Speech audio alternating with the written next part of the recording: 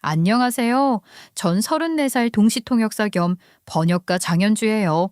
어릴 때부터 착하게 살면 복이 온다는 말이 정말 싫었어요. 가난하고 힘든 사람들한테 던져주는 공허한 위로 같아서요. 현실은 팍팍한데 착하게만 살면 된다는 건 너무 잔인한 희망 고문 아닌가요? 그런데 최근에 우리 엄마 인생을 다시 보니까 생각이 바뀌더라고요. 정말 착하게 사셨지만 그 과정이 평탄했던 건 아니었는데 지금은 정말 행복하게 사시거든요. 그래서 저도 이제 조금씩 베풀고 착하게 살아보려고요. 희망 고문이라는 말에서 제 삶이 평탄하지 않았다는 걸 눈치채실 분들이 계실지 모르겠는데요. 저는 사실 소위 개천에서 용난 케이스로 성공했다고 말하는 판검사 의사는 아니지만 제가 자란 환경에선 충분히 그렇게 말할 자격이 있다고 생각해요. 제 직업은 동시통역사, 번역가인데 그게 무슨 용이야? 의아해 하실 수 있는데 형편이 넉넉하지 않은데도 불구하고 이 직업에서 인정받는 것 자체가 쉬운 게 아니거든요. 전 유학파도 아니고 순수 국내파로 원어민 발음은 물론 영어 원문을 우리나라 환경에 적합하게 해석하는 능력이 뛰어나 이 업계에 발을 들인 지 몇 년 되지 않았는데 평가도 좋고 안정적인 수입은 물론 매년 그 수입이 늘어나고 있거든요. 저희 집은 정말 가난했어요. 요즘 시대에 웬만하면 중산층이라고 하는데 저희 집은 가난이라고 말하는 게 맞았죠. 방 2개짜리 반지하가 저희 집이었거든요. 몇 년 전 서울에 홍수가 났을 때 지하 주거시설들이 잠겼잖아요. 저희 집도 그중 하나였어요. 창문 틈으로 빗물이 스며들고 벽에는 항상 곰팡이가 피어 있었어요. 여름엔 습기 때문에 이불이 눅눅했고 겨울엔 난방비 아껴야 해서 두꺼운 이불로 버텼죠. 창문이 지면과 거의 같은 높이라 지나가는 사람들 다리만 보였는데 더워도 함부로 창문을 열 수 없었어요. 밖에서 안이 다 보이니까요. 그런 집에서 엄마는 식당에서 하루 14시간씩 설거지와 주방 보조 일을 하셨어요. 새벽 5시에 나가서 밤 10시에 들어오는 게 일상이었죠. 그렇게 벌어온 250만 원 중에서 30만 원은 꼭 고아원에 기부하셨어요. 엄마, 나도 학원 좀 보내줘. 친구들은 다 영어학원, 수학학원 다니는데 나만 안 다녀서 수업 따라가기 힘들어. 연주야, 엄마가 하루에 얼마나 벌어오는지 알잖아. 집세 내고 전기료 내고 생활비 쓰면 남는 게 얼마나 되겠어. 그러면 고아원에 기부는 왜 해? 30만 원이면 학원 한 달은 다닐 수 있잖아. 당신 자식은 공부 못해도 되고 남의 자식만 챙기면 되는 거야? 아유, 연주야, 너 그런 말 하는 거 아니야. 세상에는 우리보다 더 어려운 사람들이 있어. 우리도 충분히 어려워. 왜 우리가 남을 도와줘야 돼? 나는 이해가 안 돼. 베풀며 사는 거야. 나중에 크면 알게 될 거야. 저는 도무지 이해할 수 없었어요. 집에 들어오기 싫어서 방황도 많이 했는데 제가 하도 삐쳐서 못 나가니까 고등학교 1학년 어느 날 엄마가 저를 소파에 앉혀놓고 조용히 말씀하시더라고요. 연주야, 엄마가 너한테 말 안 한 게 있다. 사실 엄마도 고아원에서 자랐어. 그 순간 머릿속이 하얘졌어요. 막연하게 아빠와 일찍 이혼해서 혼자 키우신다고만 생각해서 엄마에게 상처일 것 같아 묻지 않았고 할머니, 할아버지가 없는 집들도 많으니까 그 이유를 한 번도 생각해 본 적이 없던 거죠. 없어. 엄마는 태어나자마자 고아원에 맡겨졌어. 그래서 그 아이들 마음을 너무 잘 알아. 아무도 돌봐주는 사람이 없다는 게 얼마나 무서운지. 그날 이후로 저는 더 이상 엄마한테 투정 부리지 않았어요. 그리고 가난에서 벗어나는 방법은 오직 공부뿐이라는 걸 깨달았는데 쉽지 않았어요. 사춘기 때 방황하느라 기초가 엉망이었으니까 당연히 EBS 강의를 봐도 이해가 안 되었기에 매일 교무실로 달려갔죠. 쉬는 시간, 점심시간, 방과 후까지 선생님들한테 매달렸어요. 처음엔 쟤 저러다 말겠지 하는 눈빛이었지만 1달, 2달 계속 매달리니까 결국 도와주시기 시작하셨어요. 그렇게 1년을 버텼더니 드디어 상위권에 들어갔어요. 특히 영어는 반에서 1등을 할 정도로 늘었는데 그때 언어의 소질이 있다는 걸 처음 알았어요. 그렇게 서울 상위권 대학에 진학해서 지금의 통역가 번역가가 되었고요. 대학에 들어갔을 때도 저는 쉴 수 없었어요. 요즘은 학자금 지원도 많지만 제가 대학 다닐 때만 해도 학자금 대출받는 사람들이 꽤 있었고 그중 하나가 저였거든요. 정말 악착같이 살아야 했어요. 새벽 6시부터 편의점 알바, 오후엔 과외, 주말엔 카페에서 일하며 하루 종일 돌아다녔죠. 그런 제 눈에 배짱이 같아 보이던 한 남자애가 있었어요. 딱 봐도 귀공자 스타일이었죠. 폭삭 속았수다가 TV에 나왔을 때 공감할 수 있었던 건 주인공의 첫사랑이 제 첫사랑과 비슷했기 때문이에요. 수업 시간에도 여유롭게 앉아서 비싼 옷에 최신 노트북을 자연스럽게 쓰는 모습이 저랑은 정말 딴 세상 같았어요. 처음엔 당연히 물과 기름처럼 섞이지 않았어요. 장현주 맞지? 너 맨날 수업 끝나자마자 뛰어나가네? 같이 밥이라도 먹자. 맨날 혼자 다니는 것 같던데. 대학 생활도 좀 즐겨야지. 동기들 중에서 너랑 말해본 사람 아무도 없더라. 뭘 하느라 맨날 그렇게 바쁘냐? 좋은 거면 나도 같이 하자. 그가 처음 말을 걸어왔을 때 저는 시계부터 봤어요. 수업이 길어져 2시에 끝났으니 2시 반에는 과외 학생 집에 도착하려면 이런 시간도 사치처럼 느껴졌거든요. 미안. 시간 없어. 과외 가야 해서. 과외가? 너 그동안 과외 가느라 바빴던 거야? 야, 너는 쉬는 날도 없냐? 하루 정도는 쉴 거 아니야. 너 되는 시간 말해줘. 그럼 그 시간에 맞출게. 뭐 꼭 오늘만도 날이 아니고. 바쁜 사람 붙잡고 하늘에 뜬구름 잡는 소리 하는 남편이 한심하기까지 느껴지더라고요. 너는 정말 모르는구나. 하루 쉬면 그날 돈이 없어져. 그 돈으로 내일 밥 먹어야 하는데 무슨 여유를 부려? 그렇게 쏘아붙였던 그와 가까워진 건 조별 발표 때문이었어요. 6명 조였는데 4명은 완전 무임승차로 발표 2주 전까지도 연락조차 안 되는 애들이었는데 저는 학점이 소중했으니 당연히 매달릴 수밖에 없었잖아요. 이거 어떻게 할 거야? 벌써 2주째인데 하나도 진전된 게 없잖아. 다들 알겠다고만 말하고 자료는 하나도 안 보내주고 대체 어쩌자는 건지. 그냥 우리끼리 하자. 어차피 저 애들 와봤자 발목만 잡을 거야. 그럼 6명 몫을 우리 둘이 다 해야 한다고? 그럴 시간이 어딨어? 그건 하지 말자는 소리랑 같잖아. 너는 학점 좀 나빠도 상관없겠지만 난 장학금도 받아야 하는데. 무슨 소리야. 누가 하지 말지. 나도 학점 관리해야 하거든. 어설프게 사람 많아서 배가 산으로 가는 것보다 소수정예로 짧고 굵게 끝내면 되는 거지. 왜 자신 없어? 진심이야? 너 생각보다 성실하네. 뭐야. 너 나를 뭘로 봤던 거야? 설마 세상 혼자만 열심히 산다고 생각했던 건 아니지? 결국 2명이서 조별 발표를 마무리하면서 가까워졌어요. 그는 생각보다 일 처리 능력이 뛰어났고 예상했던 것처럼 부잣집 도련님이었죠. 아버지는 강남에서 병원을 운영하시고 형은 아빠 뒤를 이어서 의사였는데 어학 능력이 저처럼 뛰어난 편이라 영어과를 택했다고 하더라고요. 영어를 좋아하는 사람들이 그렇듯 원어로 영화 보는 걸 좋아했던 저와 그는 공통된 화제로 끊임없이 대화를 나누며 어느덧 연애 7년 만에 결혼까지 생각하게 되었어요. 그동안 그는 군대도 갔다 오고 저는 사회에 좀 더 빠르게 정착하면서도 서로에 대한 믿음, 생각, 유머 코드가 좋았기에 결혼까지 생각했던 것 같아요. 사귄 지 얼마 되지 않았을 때 저희 집에 데려다 주던 남자친구는 반지하 계단을 보고 좀 놀라는 표정이었어요. 하지만 엄마 혼자 키웠다는 걸 듣고는 대단하시다고 이해하고 존경을 표할 정도로 생각 없는 사람은 아니었거든요. 물론 부잣집 도련님이 가보지 않은 삶을 온전히 다 이해할 순 없겠지만 영화를 좋아했던 그답게 힘든 영화 속 주인공을 떠올리며 쉽지 않다는 걸 이해하려고 노력하는 것 같았어요. 사귄 지 2년 정도 지나 남자친구가 군대에 갈 때 남자친구 가족들을 만나게 되었어요.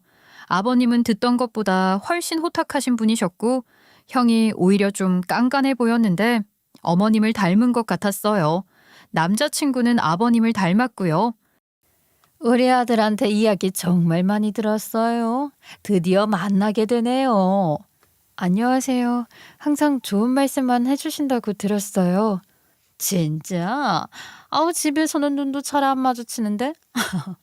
아이, 빈말이라는 거 아는데 듣기 좋네요. 아이가 군대 가면 심심할 텐데 종종 연락해요. 맛있는 것도 사주고 싶으니까.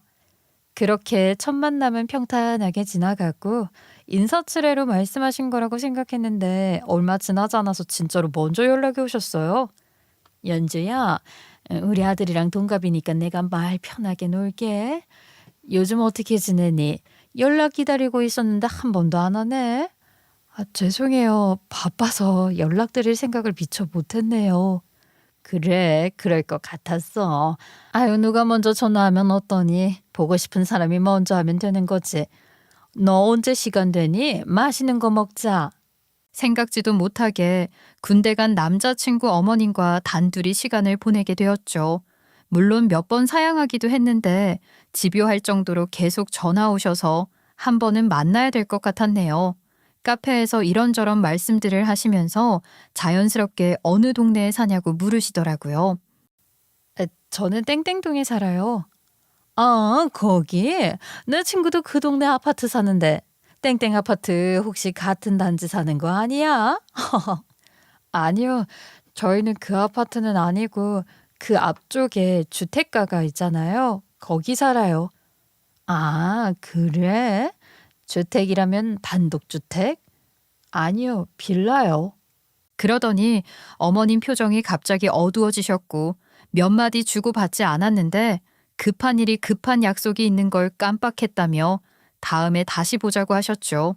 그날까지만 해도 저는 정말 급한 일이 있으신가 보다 했던 건 어머님이 만나자고 하셨기 때문이었는데요. 그날 이후로 어머님의 태도가 180도 달라지셨네요. 그렇게 시간이 흘러 드디어 남자친구 제대 날이 되었어요.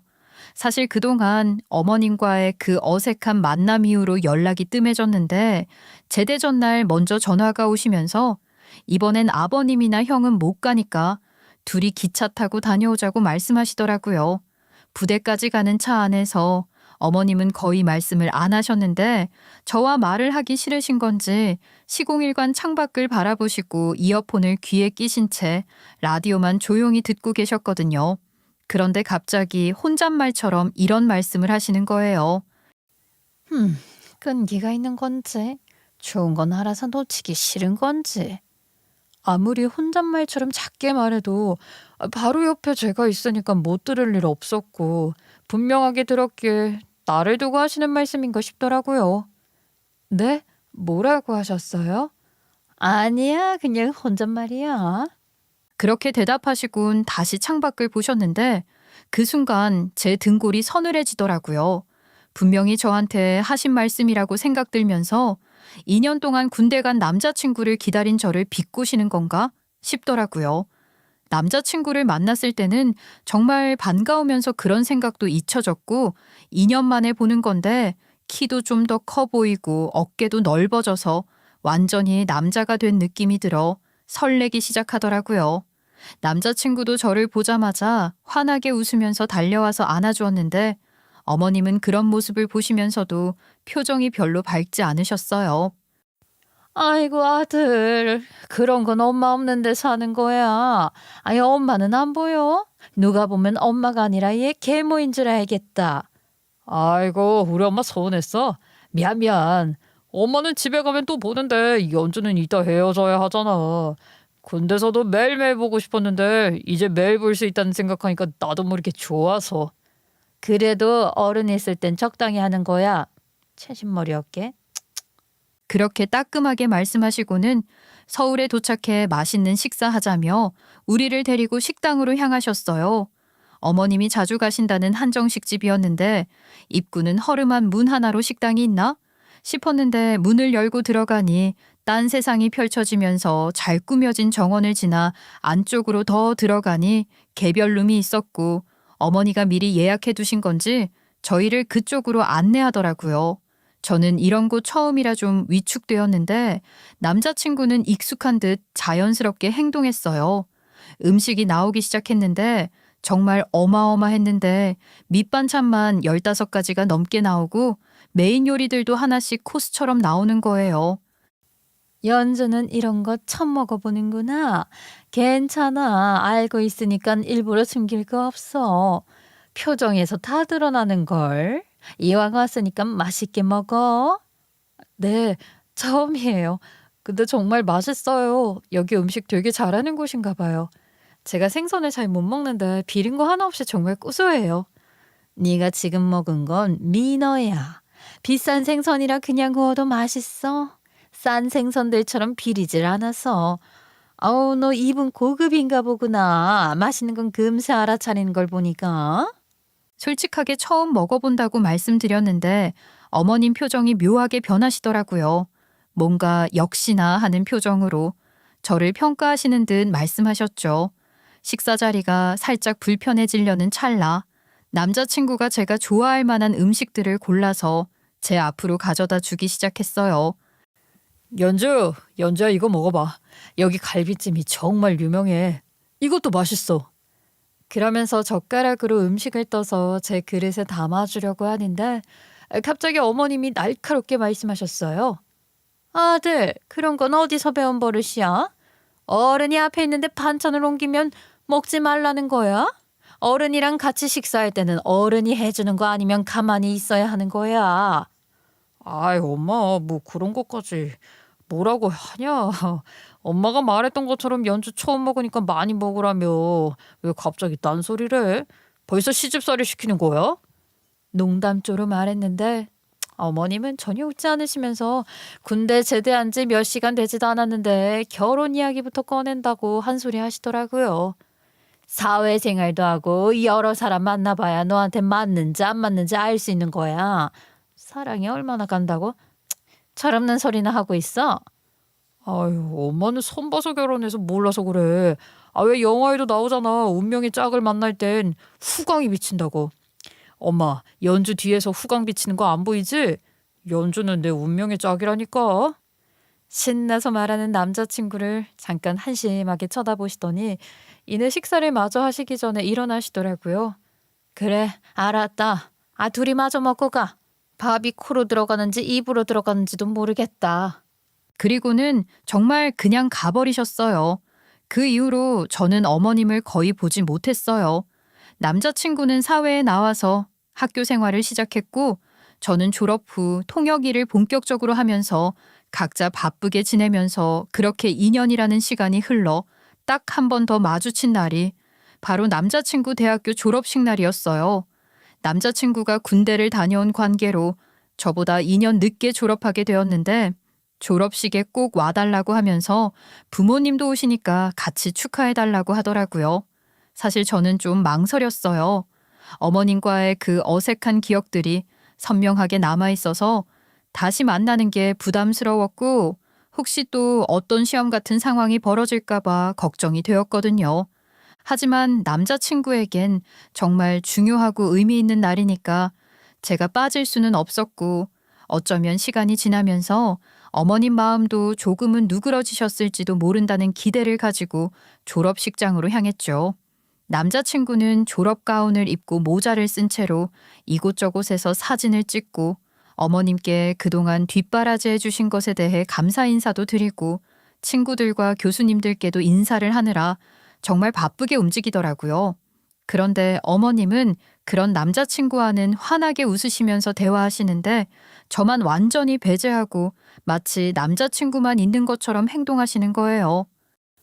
엄마 왜 연주한테 그렇게 차갑게 대해? 뭔가 어색한데. 별로 차갑게 안 했는데 엄마가 원래 사람과 친해지는 시간이 오래 걸려서 그래. 아유, 알면서 엄마 이상한 사람으로 만드는 거야?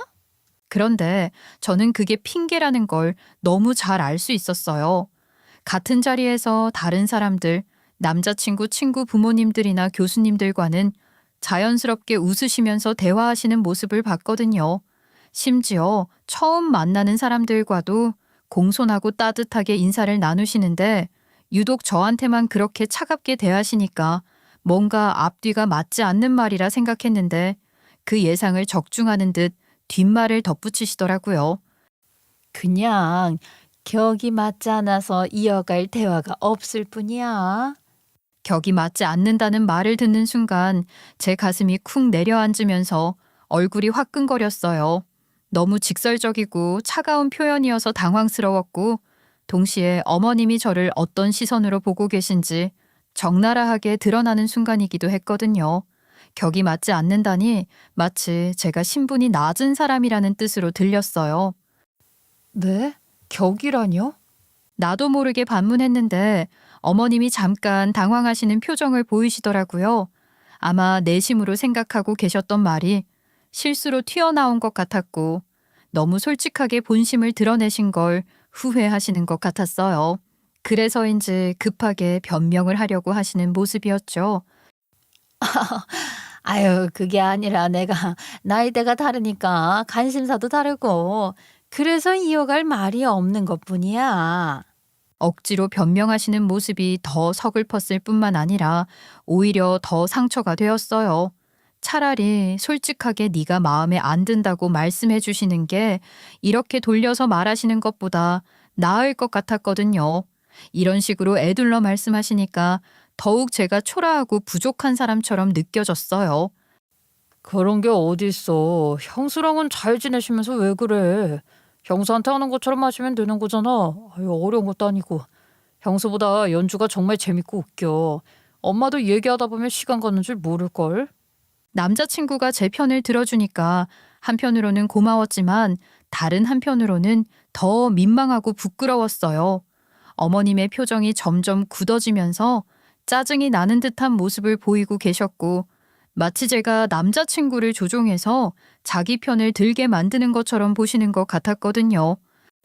네 형수는 나와 같이 미술에 조예가 깊어서 할 이야기가 많아.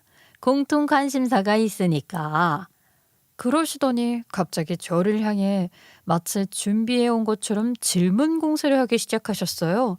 눈빛이 날카로워지면서 정말 시험을 보는 것 같은 분위기가 되었거든요. 연주는 혹시 인상파 화가 중에 누구를 좋아해? 모네? 르누아르? 아, 잘 모르겠어요. 그러면 한국 화가는 박수근이나 이중섭 작품 본 적 있어? 죄송해요. 미술 쪽은 정말 잘 몰라서. 제가 모른다고 할 때마다 어머님의 표정은 점점 더 차가워지고 실망스러운 듯 변해갔어요. 마치 예상했던 대답을 듣고 있다는 듯이 고개를 끄덕이시면서 저를 평가하고 채점하고 계시는 기분이었거든요. 정말로 대학교 면접을 보는 것 같았는데 저는 모든 질문에 대해 탈락 답안만 말하고 있는 느낌이었어요. 이런데도 이야기를 하라고? 노력은 제가 해야 하는 거 아니냐? 어머님이 저를 가리키면서 쟤라고 표현하시는 걸 듣는 순간 정말 마음이 무너지는 것 같았어요. 마치 사람 취급도 안 하시는 것 같았고 심지어 남자친구 앞에서 그렇게 말씀하시니까 너무 창피하고 모멸감이 들었거든요. 그 순간 어머님이 저를 어떻게 보고 계신지 확실하게 알 수 있었어요. 쟤 아니고 연주라고. 노력은 서로 하는 거죠. 연주는 영화 보는 걸 좋아하니까 엄마가 연주랑 친해지고 싶으면 엄마도 영화 좀 봐. 그래야 공평하지. 남자친구의 말에 어머님은 코웃음을 치시더라고요. 그리고 마치 철없는 소리 하고 있네 라는 표정으로 남자친구를 바라보시면서 혀를 차셨어요. 그러더니 갑자기 발걸음을 저희와 멀리 거리 두시면서 먼저 가신다는 거예요. 원래는 졸업 기념으로 맛있는 식사를 함께 하자고 하셨다가 갑자기 마음이 바뀌신 거였는데 분명히 저 때문이라는 걸 너무 뻔히 알 수 있었어요. 남자친구가 정말 미안하다면서 계속 사과했어요. 자기도 어머님이 왜 그러시는지 모르겠다고 원래 그런 분이 아닌데 오늘따라 유독 이상하셨다고 하더라고요. 그때는 제가 나이도 어리고 이런 상황에 대한 경험도 부족해서 어떻게 대응하고 어떤 말을 해야 할지 정말 몰랐어요. 어머님이 저를 좋아하지 않으신다는 건 확실히 알 수 있었지만 그 구체적인 이유가 정확히 뭔지는 명확하지 않았고 단지 제가 어머님이 마음속으로 그리고 계신 이상적인 며느리 상과는 거리가 멀다는 것만은 분명하게 느낄 수 있었죠. 하지만 남자친구가 그렇게 끝까지 제 편을 들어주고 어머님이 부당하게 저를 대할 때마다 저를 보호하려고 하는 모습을 보니까 정말 든든하고 고마웠어요. 어머님이 아무리 차갑게 대하시고 저를 인정해주지 않으셔도 남자친구가 저를 사랑하고 지켜준다면 충분히 이겨낼 수 있을 거라고 생각했거든요. 그리고 무엇보다 저희 둘의 관계는 정말 좋았고 서로를 깊이 사랑하고 있었으니까 다른 사람들의 시선이나 평가는 중요하지 않다고 순진하게 믿고 있었어요. 그렇게 어느덧 7년이라는 긴 연애를 하면서 저희는 서로에 대한 사랑이 더욱 깊어졌고 이제 정말 결혼을 진지하게 고민하기 시작했어요. 남자친구도 사회에 안정적으로 정착했고 저 역시 통역사로서 꾸준한 수입이 생겼으니까 이왕 결혼할 거라면 나중에 하는 것보다 지금 하는 게 좋을 것 같다고 의견을 모았거든요. 제가 그동안 악착같이 모은 돈이 1억 조금 넘었고 남자친구가 모은 돈과 합치면 서울에서 오피스텔 전세로 신혼생활을 시작할 수 있을 만큼은 충분했어요.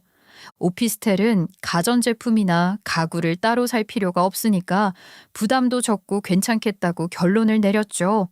남자친구는 저희 집 형편이 넉넉하지 않다는 걸 너무 잘 알고 있었기 때문에 결혼 준비는 우리 둘이 알아서 하자고 말해줬어요.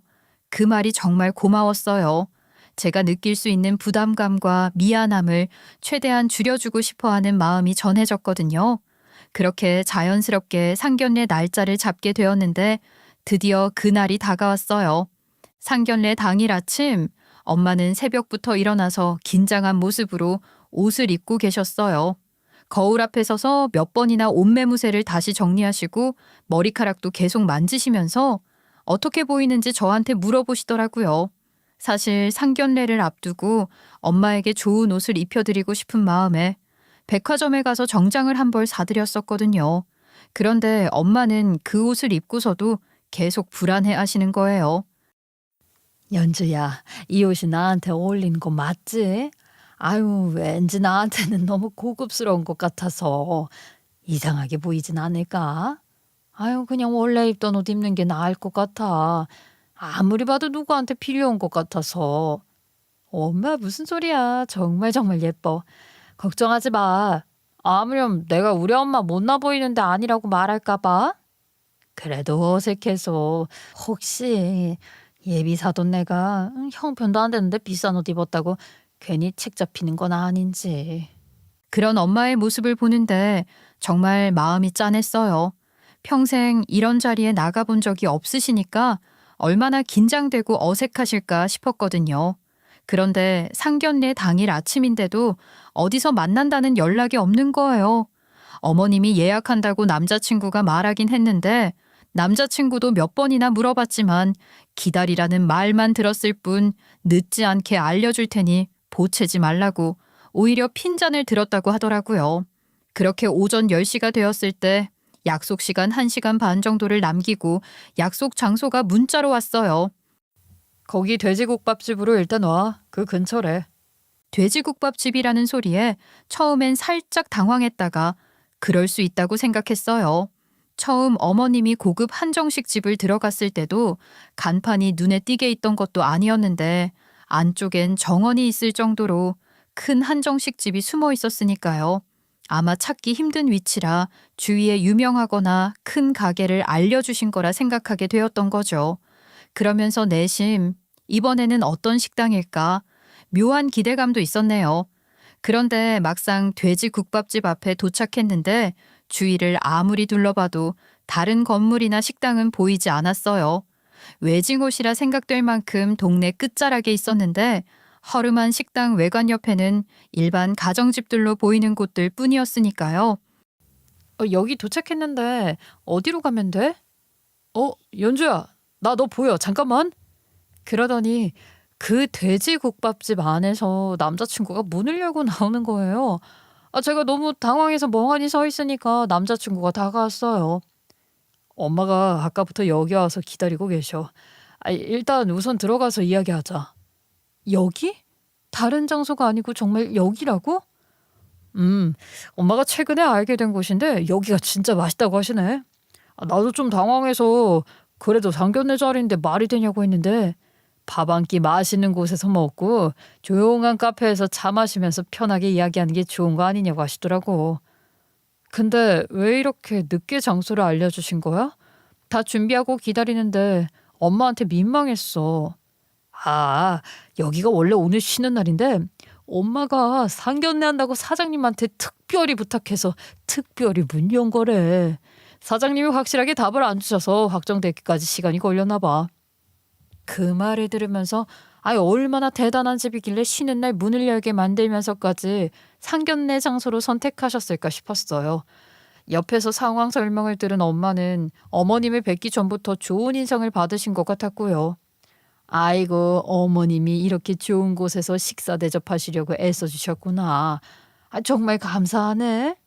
가게 안으로 들어가니 어머님이 이미 자리에 앉아 계셨는데 제가 받은 충격은 이루 말할 수 없었어요.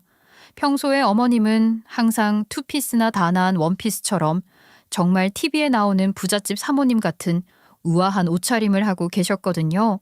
그런데 그날은 완전히 다른 모습이었어요. 골프웨어 같은 편한 운동복 차림으로 앉아 계시는 거예요. 그 순간 정말 마음이 상했어요. 우리 엄마는 상견례라고 해서 며칠 전부터 긴장하시면서 백화점에서 비싼 정장도 사시고 미용실에도 다녀오시고 얼마나 신경을 쓰셨는데 어머님은 평소보다 오히려 더 신경 안 쓴 차림으로 나오신 거잖아요. 이게 저희를 어떻게 생각하고 계신지 너무 명확하게 드러나는 순간으로 딸 가진 부모가 죄인이라더니 정말 그런 건가? 싶은 복잡한 생각들이 저를 괴롭히고 있었지만 그런 마음을 알 리 없는 엄마는 시종일관 환하게 웃으시면서 어머님께 정중하게 인사하셨어요. 안녕하세요, 어머님. 오늘 이렇게 좋은 자리 마련해 주셔서 정말 감사합니다. 그런데 어머님은 저희 엄마의 인사를 듣는 둥 마는 둥 하시면서 정말 차가운 목소리로 말씀하셨어요. 국밥 드실 거죠? 네. 여기 국밥이 그렇게 맛있다고 하니까요. 감사합니다. 엄마가 순수하게 좋아하시면서 대답하시는 순간 어머님이 정말 충격적인 말을 하셨어요. 가난한 사돈 낸 이 정도가 딱이죠. 제가 쏠 테니깐 실컷 쳐드시고 얼른 꺼지세요. 그 순간 가게 안이 정말 조용해졌어요. 저와 남자친구, 엄마 모두 어머님이 뭐라고 하신 건지 믿을 수가 없어서 멍하니 앉아 있을 수밖에 없었거든요. 어머님이 저를 싫어하신다는 건 알고 있었지만 상견례 자리에서 엄마한테 대놓고 이런 말씀을 하실 줄은 정말 예상도 못했어요. 저는 화가 치밀어 올랐고 엄마는 그 기막힌 말에 얼굴이 점점 굳어가고 계셨어요. 제가 나서서 한마디라도 해야겠다고 생각하고 입을 열려는 순간 갑자기 식당 문이 열리면서 누군가 들어오는 소리가 들렸어요. 늦어서 죄송합니다. 제가 꼭 가야 하는 자리라 처리하고 오느라. 아버님이었어요. 병원 일 때문에 늦으셨다면서 들어오시는데 저희 모두의 시선이 아버님께 쏠렸어요. 아버님도 인사를 하시려고 저희를 둘러보시다가 우리 엄마와 눈이 마주쳤는데 그 다음 순간은 정말 꿈인지 현실인지 모를 정도로 충격적이었어요. 아버님이 갑자기 눈에 눈물이 그렁그렁 맺히면서 온몸이 떨리기 시작하시는 거예요. 마치 유령이라도 본 것처럼 얼굴이 새하얗게 변하시더니 식은땀까지 흘리시면서 완전히 패닉 상태가 되신 거예요. 그리고는 정말 믿을 수 없는 일이 벌어졌어요. 아버님이 그 자리에서 바닥에 무릎을 꿇으시더니 우리 엄마한테 큰 절을 올리시더라고요. 누나가 정말 누나 맞아? 이게 어떻게 된 일이야?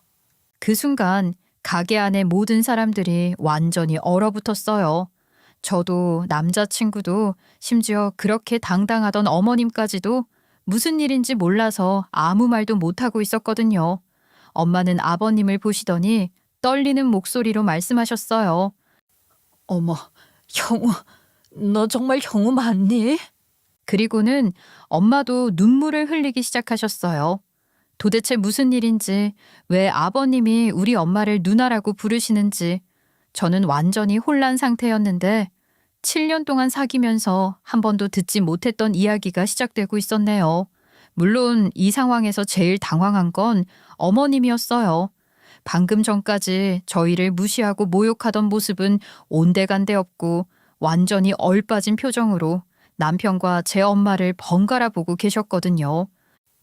여보, 이게 도대체 무슨 일이에요? 왜 그러세요? 하지만 아버님은 어머님의 말이 들리지 않는 것처럼 계속 엄마만 바라보고 계셨어요. 그러더니 아버님은 떨리는 목소리로 더 큰 소리를 내셨죠. 누나, 누나 정말 살아있었구나. 그 순간 저는 정말 이 상황이 현실인지 꿈인지 구분할 수 없었어요. 국밥집 안의 모든 손님들과 사장님까지 저희를 뚫어져라 쳐다보고 있었는데 어떤 아주머니는 숟가락을 떨어뜨리기까지 했어요. 누가 봐도 숨겨진 이야기가 많은 분위기로 놀라움과 기대감이 동시에 느껴졌으니까요. 엄마는 의외로 담담한 표정이셨는데 마치 언젠가는 이런 일이 벌어질 줄 알고 계셨던 것 같았어요. 반면 아버님은 그렁그렁한 눈에서 눈물이 계속 흘러내리면서 소리 내어 흐느끼고 계셨어요. 평소에 의젓하고 카리스마 있던 병원장님의 모습은 온데간데 없고 그냥 30년 동안 누나를 그리워한 한 남자의 모습이었어요. 누나, 정말 미안해. 내가 그때 더 나이가 들었으면 더 힘이 있었으면 누나를 지킬 수 있었을 텐데 30년 동안 매일매일 후회하면서 살았어. 형우야, 네 탓 아니야. 너도 어렸잖니. 아니야, 내 탓이야. 내가 누나한테 너무 의존했었고 그게 결국. 그런데 이런 감동적인 재회 장면을 지켜보던 어머님이 갑자기 버럭 소리를 지르셨어요. 아마 식당에서 일하는 사람들의 시선이 부담스러우셨던 것 같아요. 지금 뭐 하는 거예요? 사람들 다 쳐다보는데 이렇게 창피하게. 당장 일어서지 못해요. 채신머리 없게 대체 왜 그래요? 어머님의 목소리가 국밥집 안에 울려 퍼지면서 안쪽 주방에서 일하던 사람까지 나와 시선이 저희에게 쏠렸어요. 하지만 아버님의 표정이 순식간에 변했어요. 평소에 온화하시고 어머님 말씀을 잘 들으시던 분이었는데 그때만큼은 정말 화가 나신 것 같았어요. 다른 사람 눈이 뭐가 중요해? 내가 말하지 않았나? 나한테 파양당한 누님이 있었다고. 그렇게 찾던 누나를 드디어 만났는데 사람들 눈이 그렇게 중요해? 남자친구가 그 말을 듣고 완전히 멘붕 상태가 되면서 저를 쳐다봤어요. 눈이 동그래져서 마치 외계인이라도 본 것 같은 표정이었거든요. 설마 그 파양당한 누나가 연주 어머니라고요? 이게 무슨 어떻게 이런 일이. 무슨 그런 말도 안 되는 소리예요? 죽었다고 어머님이 분명히 말씀하셨는데. 죽은 게 아니라 죽었다고 말해야 형우가 나와 정을 확실히 끊을 수 있었겠지. 엄마의 쓸쓸한 미소를 보는 순간 제 가슴이 먹먹해졌어요. 그동안 엄마가 혼자 감당하셨을 아픔이 얼마나 컸을지 짐작할 수 있었거든요.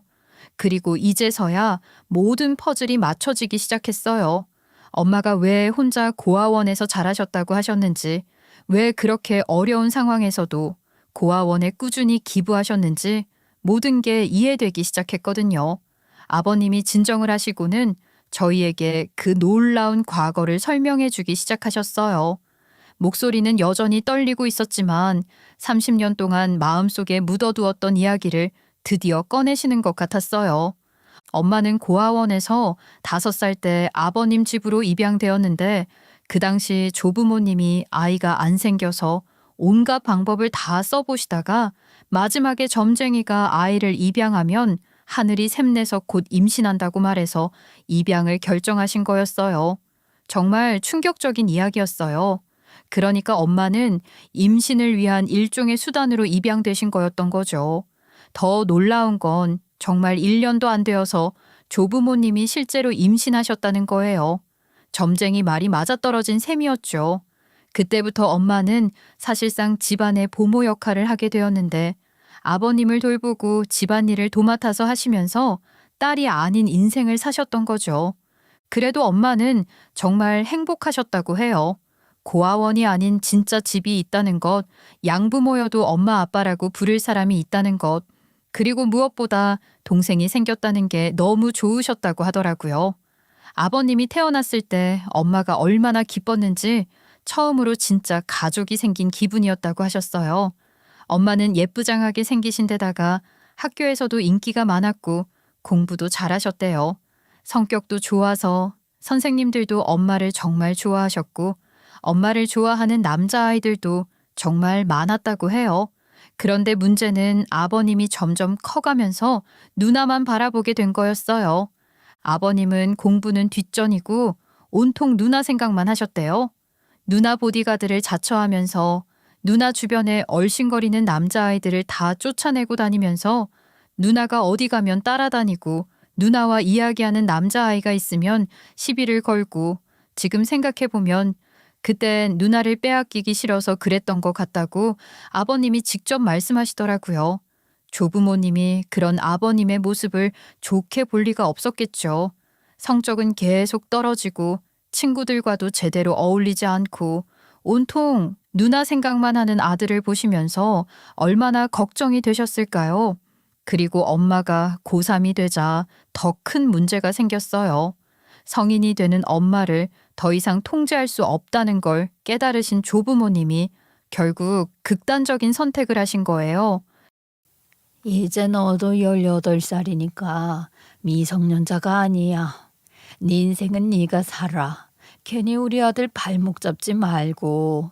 그래도 그동안 함께 산 정이 있으니 먹고 사는 걱정 안 하도록 생활비 몇 년치 통장에 넣어뒀어.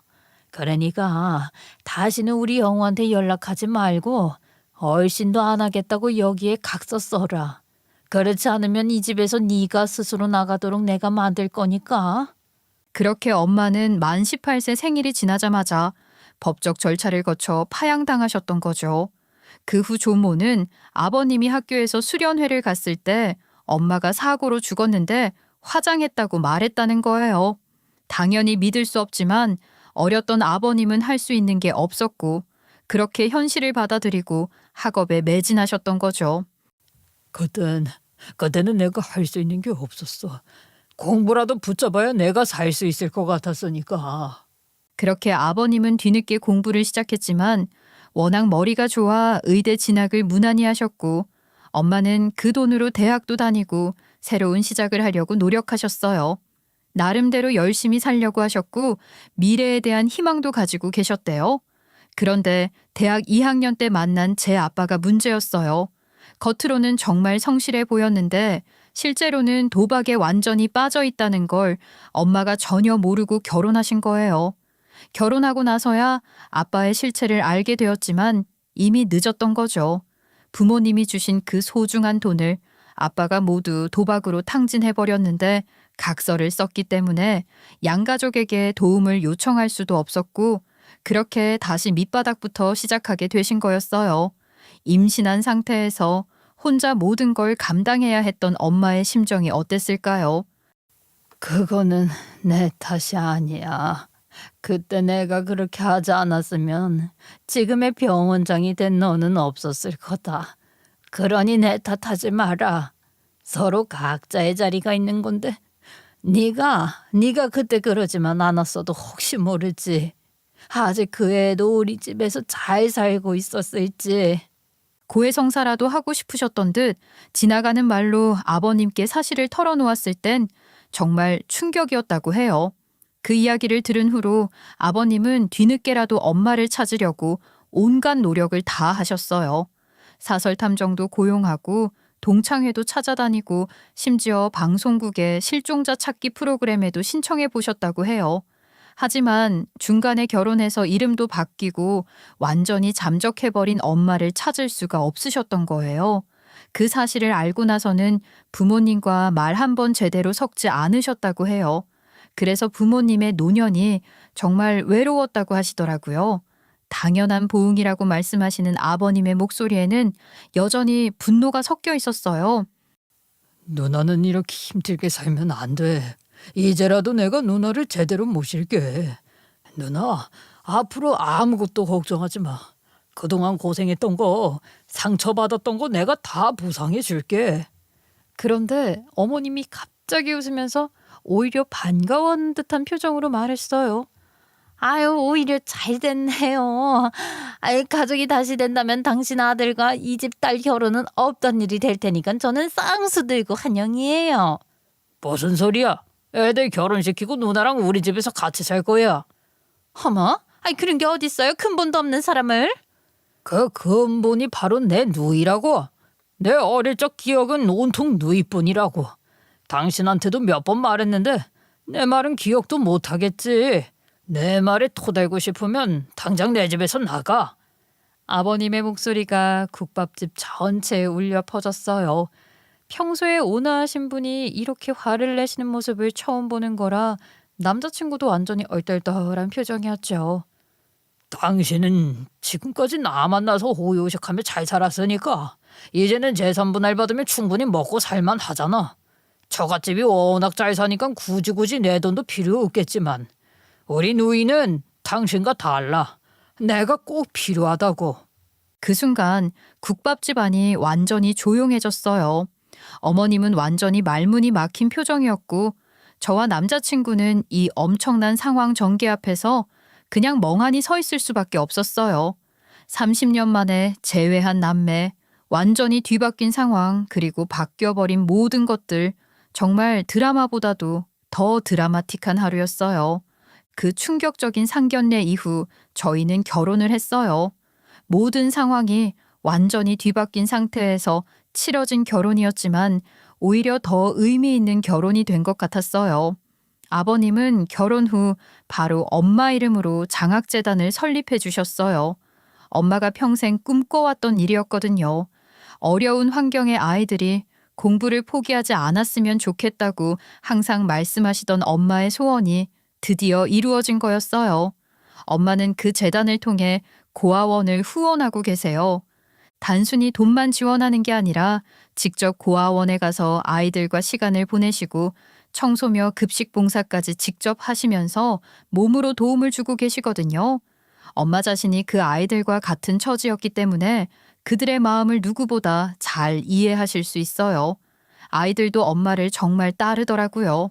하지만 어머님의 경우는 완전히 달랐어요. 울며 겨자 먹기식으로 고아원 봉사를 시작하게 되신 거였거든요. 아버님이 이혼이라는 초강수를 두시자 어머님이 완전히 패닉 상태가 되셨어요. 당신 지금 정신이 있는 거예요? 아, 이제 뭐 다 늙어서 며느리 둘 두고 효도 받으며 살면 끝은 인생인데 그걸 나가리 만들 작정이에요? 평생을 함께한 배우자한테 할 소리가 그거냐고요? 아이 그러면 내가 결혼할 때부터 한평생 한처럼 말해온 누나를 당신이 그렇게 대하는 게 맞다고 생각해? 상견례 자리에서 가난한 사돈네라고 하면서 꺼지라고 한 게 맞다고? 아유, 그거는 그때는 몰랐잖아요. 몰랐어도 그렇게 말할 이유는 없었어. 이혼하기 싫으면 고아원에 가서 봉사해. 그들의 삶을 가까이서 보고 이해하라고. 그리고 우리 노이가 어떤 마음으로 살아오셨는지 직접 느껴보도록 해. 결국 어머님은 이혼하면 병원장 사모라는 사회적 지위도 잃게 되고 친정 재산 상속에서도 빠지게 될 것이며 무엇보다 노년에 혼자가 되는 게 두려우셔서 이제 와서 이혼은 안 된다며 마지못해 고아원 봉사를 시작하게 되셨어요.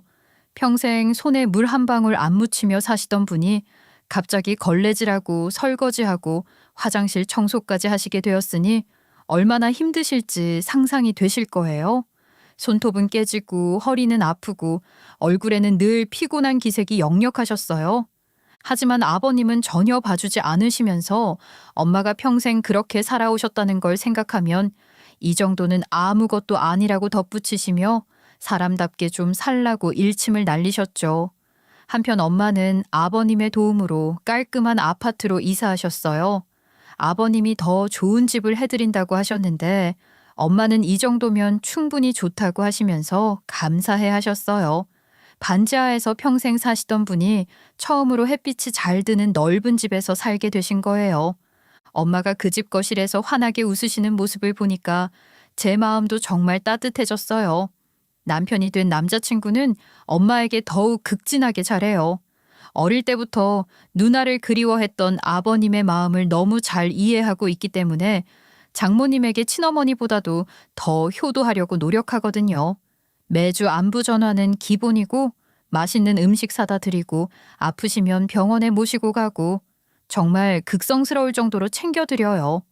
물론 어머님에게는 여전히 날선 태도를 보이시는데 아버님이 계실 땐 쥐 죽은 듯 조용히 계시지만 저와 둘이 있을 땐 어머님이 뭔가 불만을 표시하시거나 예전처럼 저를 깔보려는 말을 은근히 하시죠. 하지만 그마저도 귀엽게 보이는 건 남편 덕분이에요. 엄마가 좋은 환경에서 자란 건 운이 좋았던 거야. 엄마가 노력한 게 아니잖아. 이젠 엄마 노력으로 내 마음도 아빠 마음도 돌려봐. 아이 그게 무슨. 장모님은 평생 그렇게 살아오셨는데 여전히 작은 거에 감사하고 사람 귀한 줄 알아. 근데 엄마는 아니잖아. 엄마 스스로 한 건 아무것도 없으면서. 정말 돌직구를 날리더라고요. 가족 관계에서는 확실히 저와 엄마 편에 서는 모습을 보이면서 어머님이 함부로 하지 못하도록 견제하고 있어요. 그런 남편의 모습을 보면서 정말 든든하다는 생각이 들어요. 7년 동안 사귀면서도 몰랐던 그의 단단하고 의리 있는 면을 보게 된 거죠. 어머님은 여전히 마지못해 봉사를 하고 계세요. 여전히 저한테는 차가우시고 봉사도 정말 억지로 하는 티가 너무 나는데 남편은 며칠 전 시모랑 이야기했는지 말을 전하면서 혀를 끌끌 차더라고요. 대체 네 아버지는 나를 언제까지 이지시키려는 거니? 네가 좀 말 좀 해봐라. 엄마도 노력하는 것 같으니 그만하시라고. 좋은 건 다 사더니 하고 나만 이게 뭐야? 엄마 싫으면 안 하면 되잖아. 아빠도 강요한 적 없는 것 같은데. 이혼하기 싫으면 하라는 게 강요지 뭐니? 너도 네 아빠랑 똑같아. 10달 뱃속에 품고 키워준 엄마보다 뒤늦게 만난 피도 안 섞인 누나가 뭔 누나라고. 엄마 정말 그렇게 생각해? 그러면서 아빠한테 잘 보이려고 이러는 거야? 그러다 엄마 혼자 남아. 노년이 외로우면 어쩌려고 그래? 내 노년이 뭐 어땠어? 아들, 딸, 며느리 다 있고 남편도 있는데. 아버님 때문에 어쩔 수 없이 한다는 티를 팍팍 내시면서 아직도 당신 처지가 불합리하다고 생각하시더라고요. 하지만 저는 마음속으로 어머님이 진심으로 착하게 사셨으면 좋겠다는 바람이 있어요. 억지로라도 봉사를 하시면서 사실 잘 살고 못 사는 건 뽑기운처럼 정해졌지만 그건 내가 잘나서가 아니라는 걸 깨달았으면 하거든요. 이제 와서 돌아보니 정말 착하게 살면 복이 온다는 말이 맞는 것 같아요. 엄마는 평생 힘든 상황에서도 베풀며 사셨고 그 착한 마음이 결국 잃어버린 가족을 되찾게 해주었거든요. 물론 그 과정이 평탄했던 건 아니에요. 때로는 현실이 너무 팍팍해서 착하게 사는 게 바보 같다는 생각도 들었죠. 하지만 엄마의 삶을 산 증인으로 지켜본 저는 이제 확신해요. 힘들어도 중심을 잡고 올바르게 사는 것, 어려운 사람들을 외면하지 않는 것, 그런 마음가짐이 얼마나 중요한지 깨달았어요. 반대로 어머님의 삶이 증명해주는 부분도 있거든요. 하지만 어머님처럼 마지못해 시작했더라도 진심으로 착하게 살려고 노력한다면 노년이 외롭지 않을 거라고 생각해요. 착하게 산다는 건 단순히 좋은 일만 생기라고 하는 게 아니라 어떤 상황에서도 사람다운 마음을 잃지 않는 거니까요. 그게 진짜 복이 아닐까 싶네요. 지금까지 긴 이야기 들어주셔서 감사합니다.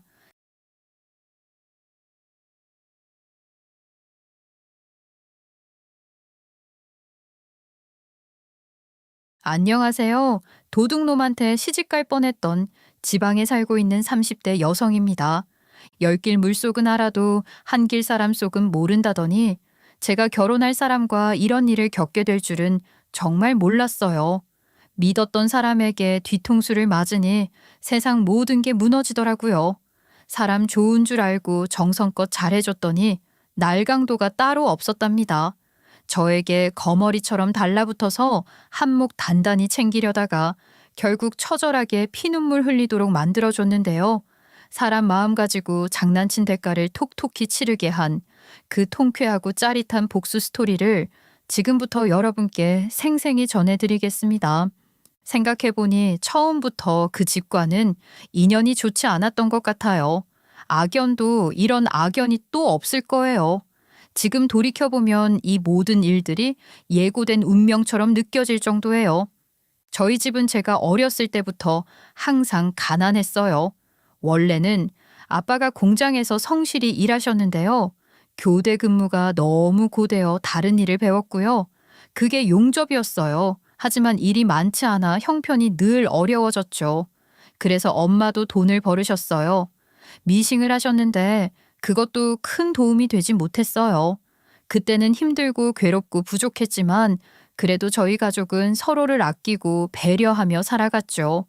돈이 없는 건 문제가 되지 않는데요. 새 사는 건물의 주인집이 저의 유년 시절의 가장 큰 스트레스 요소였어요. 저희 가족은 상가와 주택이 섞여 있는 건물의 반지하에서 새 들어 살았어요. 그런데 그 주인집에는 저와 동갑내기 남자애가 있었는데요. 그 애의 아빠는 동네에서 알아주는 사장님이었어요. 동네의 슈퍼, 문방구, 비디오 대여점까지 전부 다 운영하고요. 그래서 마을 사람들은 그 집을 부잣집이라고 부르곤 했어요. 학교에서도 걔는 인기가 많았는데요. 새로운 물건이나 신상품이 나오면 항상 그 애가 제일 먼저 쓰기 때문에 친구들은 다 그 애 주변으로 모였고요. 또 번지르르하게 잘생겨서 여자애들한테도 인기가 많았어요. 그 애와 저는 같은 유치원을 시작으로 같은 초등학교, 같은 중학교, 심지어 같은 고등학교까지 쉬지 않고 계속 함께 다녔는데 철없는 애들이 자꾸만 그 애를 비교하며 저를 놀려대서 피가 거꾸로 솟을 때가 한두 번이 아니었어요. 야, 너 주원이한테 좀 잘해라. 혹시 아냐? 너네 집 주인집이니까 월세라도 깎아줄지 모르잖아. 야, 그런 소리 할 필요 없거든? 우리 집 지금 잘 먹고 잘 살고 있으니까 쓸데없는 걱정하지 마. 잘 보이고 싶으면 네가 직접 아부해서 잘 보여. 난 그런 관심 따윈 필요 없으니까. 친구들이 저를 가지고 농담하며 놀리는 일이 하루 이틀이 아니었어요. 특히 학교가 끝나고 집으로 돌아갈 때면 괜히 그 건물 앞에서 저를 바라보며 키득거리는 친구들의 모습이 너무나 싫었죠.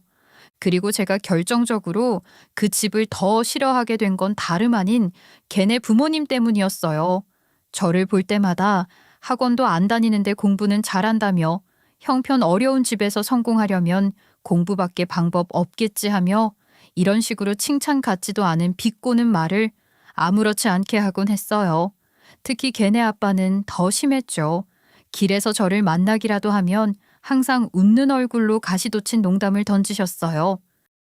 너 이번에도 또 1등 했다며? 이야, 대단하다. 축하한다. 우리 아들도 이번에 꽤 노력하던데 왜 만날 1등을 못하는지 모르겠어. 감사합니다. 주원이도 충분히 잘하고 있어요. 친구들도 많고 걱정하지 않으셔도 돼요. 그렇지. 우리 주원이도 공부 못하는 애는 아니야. 아이 근데 참 이상하지. 우리 애가 계속 2등만 하네. 원래 같은 건물에 같은 나이의 애들이 살면 한쪽이 운을 다 가져간다는데 내가 보기엔 네가 우리 아들 복을 다 가져간 것 같구나. 얼른 들어가라. 겉으로는 장난처럼 웃으시며 말하셨지만 그 말에 담긴 의미가 너무 날카롭게 가슴에 박혀서 저는 늘 속으로 분을 사기곤 했어요. 그런데요, 그것도 다 참고 견딜 수 있었어요. 그런데 저희 부모님께까지 무시하고 함부로 대하는 건 도저히 참을 수가 없더라고요. 저희 엄마를 볼 때마다 얼마나 쌀쌀맞고 차갑게 구는지 월세나 수도세가 늦은 것도 아닌데 납부하는 날이면 당일 아침부터 문을 두드리며 사람 무안하게 만들었고요. 돈 내라고 일부러 남들 앞에서 저희 엄마를 곤란하게 하며 체면을 깎아내렸죠.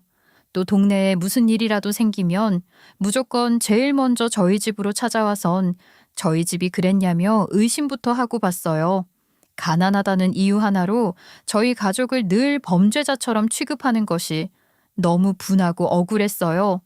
게다가 저희 아빠에게는 늘 동네에 힘들고 굳은 일을 당연한 듯 떠넘기면서 부려먹었어요. 심지어 아빠가 바쁜 와중에도 바로 좀 와달라고 요구하며 아빠의 상황은 전혀 배려하지 않았죠. 아빠는 동네 사람들의 부탁을 매정하게 거절하지 못하고 늘 수락했지만 그런 모습을 이용하는 그들의 태도가 정말 싫었어요. 부모님이 겪는 모습을 볼 때마다 제 마음은 미어지고 언젠가는 꼭 그들에게 당한 만큼 돌려줘야겠다고 다짐했어요. 그래서 저는 그 집도 싫고 그 집 아들도 싫었어요. 얼굴만 봐도 짜증이 나서 길에서 마주치면 아예 아는 척도 안 하고 지나갔어요. 그냥 이유 없이 재수가 없었어요. 하루빨리 이 집에서 벗어날 날만 손꼽아 기다리며 지냈는데 마침내 저는 대학에 가게 되었고 꿈에 그리던 서울로 올라가게 됐어요. 드디어 집을 나가서 그 집 가족들 안 보고 사나 했는데 세상에 어떻게 이런 일이 일어나요? 하필 그 집 아들도 서울로 대학을 간다는 거예요. 그것도 저와 같은 대학교예요. 유치원부터 초등학교, 중학교, 고등학교까지 10수년을 같은 학교에 다닌 것도 충분히 지긋지긋한데 이제는 대학까지 똑같다니. 이런 말도 안 되는 악역이 어디 있나요? 이 정도 되면 정말 운명도 너무 잔인한 것 아닌가요? 너무 싫어서 저는 대학교 입학식 하루 전날에 그 애를 불러 단단히 일러두었어요. 야, 김주원. 내가 분명히 말하는데 난 너랑 아는 사이인 거 아무도 몰랐으면 좋겠거든? 대학에서 마주치더라도 아는 척 절대 하지 말고 괜히 부탁 같은 것도 하지 마. 난 분명히 말했다. 야, 너 뭘 그렇게까지 까칠하게 구냐? 알았어. 모른 척 해주면 되잖아. 근데 나중에 가서 딴소리나 하고 그러지나 마라. 그 집 아들은 하나부터 10까지 잘난 척이 몸에 배어 있어서 보기만 해도 짜증이 올라와요. 자존심은 또 얼마나 센지 몰라요. 게다가 쓸데없이 자신만만한 말투는 어떻고요. 걔 목소리도 듣기 싫어요. 특유의 표정도 정말 보기 싫고요. 그냥 걔 자체가 싫었어요. 대학교 다닐 때만큼은 걔랑 엮이는 일을 만들지 말아야겠다고 다짐했죠. 다행히 제 대학 생활은 순조롭게 흘러갔어요. 친구들과도 잘 지냈고 공부도 재밌었어요. 모든 게 다 괜찮았는데 한 가지 짜증나는 건 그 새끼가 대학에서도 인싸라는 거예요. 걔가 복도만 지나가도 여자애들이 마치 연예인을 본 것처럼 호들갑을 떨면서 난리를 쳤고요. 학교에서 가장 예쁜 무용과 여자애가 걔한테 먼저 공개적으로 고백을 하는 바람에 걔는 순식간에 캠퍼스의 유명 인사가 되어버렸죠. 그런데 더 어이없는 건 그렇게 고백까지 받아놓고 사귀지는 않더라고요. 당연히 소문은 더 크게 퍼졌고 학교가 시끌벅적했어요. 그래서 걔의 소식이 자꾸 들려와요. 그래도 무시하고 저는 저대로 대학 생활을 잘 하고 있었는데요. 그런데 살다 보니 세상이 변하는 걸 실감했어요. 평생 능력 없다고 손가락질 받던 저희 아빠에게 반전이 찾아왔거든요. 아빠 직업이 용접사잖아요. 예전에는 사람들이 용접 일을 두고 땀으로 범벅된 힘든 현장직이라고 무시했었는데요. 눈이 멀 수도 있다며 기피하던 직업이었는데 세월이 흐르고 시대가 달라지면서 직업에 대한 대우가 달라졌어요. 국내의 여러 기업들이 해외로 진출하면서 LNG 선박과 정유공장, 플랜트 건설 같은 대규모 해외 프로젝트가 불붙었고 전문적이고 뛰어난 기술을 가진 아빠가 바로 그 일에 투입된 거죠. 덕분에 아빠의 몸값이 하루아침에 천정부지로 올랐고 연봉도 단숨에 수억 원대로 뛰어올랐어요. 반면에 그렇게 부자라며 온 동네에서 부러움을 샀던 그 집은 완전히 상황이 뒤바뀌었어요. 저희 동네에서 슈퍼, 문방구, 비디오 대여점까지 운영하며 부자로 이름을 날리던 그 건물주는 온라인 쇼핑과 DVD, 인터넷으로 영상을 볼 수 있는 시장이 커지면서 장사가 급격히 어려워지기 시작했어요. 가게마다 손님이 줄어들었고요. 그거 살려보겠다고 빚을 끌어다 썼지만 빚만 계속 늘어나 결국 하나둘 문을 닫기 시작했어요. 그 와중에 그 집 아저씨가 노름까지 하면서 상황은 더 안 좋아졌죠. 결국 빚을 감당하지 못해 저희가 살던 건물까지 경매로 넘어가 버린 거예요. 그때 저희 아빠가 결단을 내렸어요. 아빠 평생 소원이 있었어. 월세 걱정 안 하고 번듯한 우리 집 가는 거. 아빠는 평생 우리 집 맨 위층에 살아봤으면 소원이 없겠네 했는데 이 건물이 경매에 나왔단다. 그래서 살까 하는데 다들 어떻게 생각해? 정말? 경매에 나왔어? 주인 아저씨네 상황이 많이 안 좋긴 하나 보네. 고민할 게 뭐 있어, 아빠. 소원이었는데 당장 사야지. 어쩐지 그 집 맨날 짐 정리하더라고. 그래서 그런 거였구나. 아, 여보, 나도 좋아. 나는 다른 집도 좋은데 당신 소원이라면 이 집 사서 우리도 5층에서 사는 것도 좋을 것 같아. 사. 난 찬성이야. 이렇게 해서 그 건물을 저희 아빠가 사게 되었어요. 평생 새들어 살던 습기차고 눅눅한 반지하 집에서 벗어나서 건물주가 된 거죠. 그리고 평생 저희 가족을 무시했던 주인집 가족은 결국 쓸쓸히 이사를 가야 했고, 저희는 단번에 지긋지긋한 반지하 생활을 끝내고 건물 꼭대기인 5층으로 올라가 살게 되었어요. 저야 서울에서 자취하니까 잘은 몰랐는데요. 엄마가 매일 전화 와서 계단 오르내리는 게 조금 힘들긴 하지만 매일 아침 눈을 떴을 때 창문으로 쏟아져 들어오는 햇살을 볼 때마다 너무 행복해서 저절로 웃음이 나온다고 하더라고요. 정말 인생이란 알 수 없는 것 같아요. 누구도 예상하지 못한 완벽한 반전이 우리 가족에게 찾아올 줄 누가 알았겠냐고요. 한편 저희 가족과는 정반대로 끝도 없는 나락으로 떨어진 그 건물주는 결국 망해서 어딘가로 이사를 했어요. 한때 그 집을 부러워했던 동네 사람들조차도 아무도 그 집의 소식을 듣지 못했는데요.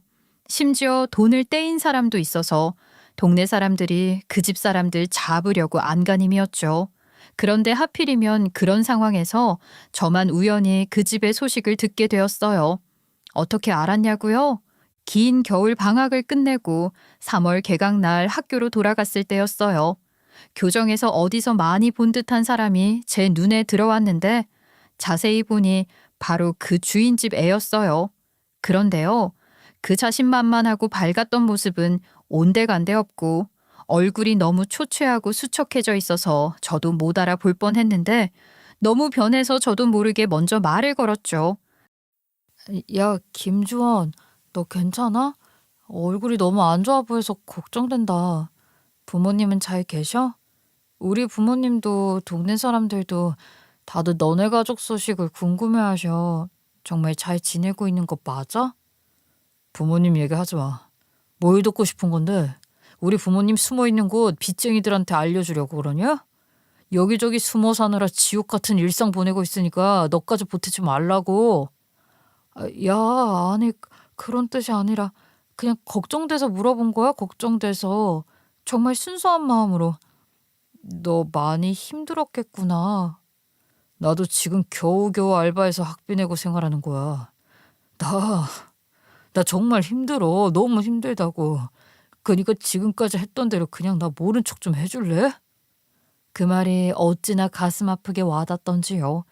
그렇게 늘 자신만만하고 강하던 애가 무너진 모습을 보니 마음이 좋지는 않았어요. 그래, 고생 많이 했구나. 너 살은 왜 이렇게 빠졌어? 밥은 먹고 다녀? 야, 내가 밥이라도 사줄까? 너 따라와. 그날부터 저는 그 애를 종종 챙겨줬어요. 함께 점심도 먹고 힘들어 보일 때는 술도 한 잔 사주고 하면서요. 서로 모른 척하고 살자는 다짐은 어느새 잊어버리고 예전에 그렇게 싫었던 감정들도 서서히 풀어지기 시작했어요. 그러다 하루는 걔가 학교에 오질 않길래 자취방에 직접 찾아가 봤어요. 그런데 방문을 열자마자 깜짝 놀랐죠. 막노동이라도 했는지 팔이며 어깨가 온통 멍투성이었고 만지기만 해도 아프다고 난리였어요. 열도 펄펄 났고요. 그렇게 참으면서도 병원도 가지 않고 버티는 모습이 너무 안쓰러워서 제가 억지로라도 병원에 데려갔고 집에 와서 약도 챙겨 먹이고 파스도 직접 붙여줬죠. 그때가 결정적인 인연이 된 거예요. 걔가 혼자 아프다고 골골거리며 제대로 밥도 못 챙겨 먹고 지낼까봐 걱정돼서 걔 자취방에 자주 들렸어요.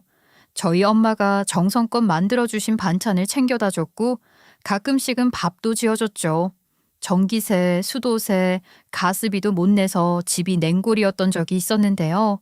너무 안쓰러워서 제가 대신 내주기도 했고요.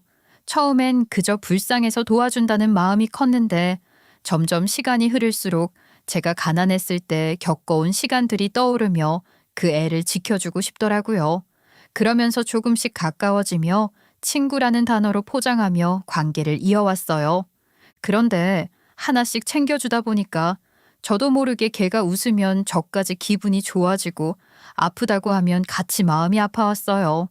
어느새 그 애를 보면 가슴이 뛰는 저 자신을 발견했을 때 저는 이 감정이 단지 동정심이나 연민이 아니라는 걸 깨달았죠. 이렇게 갑자기 사랑이라는 감정이 싹트게 될 줄은 정말 꿈에도 몰랐어요. 그토록 싫어했던 애가 이제는 세상에서 가장 신경 쓰이는 존재가 돼버리다니요. 정말 그땐 혼란스러웠어요.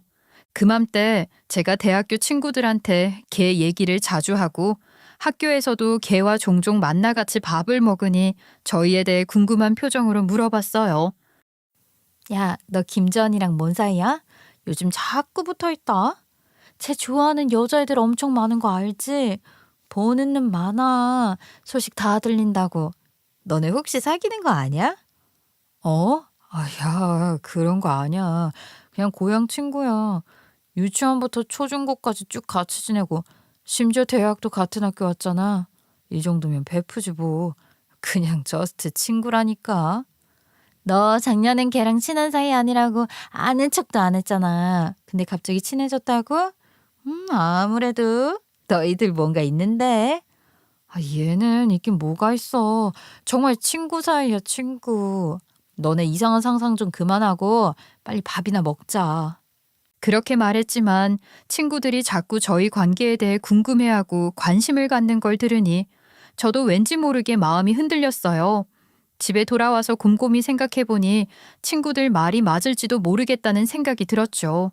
그런데 이런 마음이 든 게 저뿐만은 아니었나 봐요. 걔도 비슷한 이야기를 많이 들었는지 어느 날 학교 식당에서 점심을 먹다가 뜬금없이 진지하게 물어왔어요. 너 요즘 나한테 왜 그렇게 잘해주냐? 친구들이 우리 무슨 관계냐고 자꾸 물어보잖아.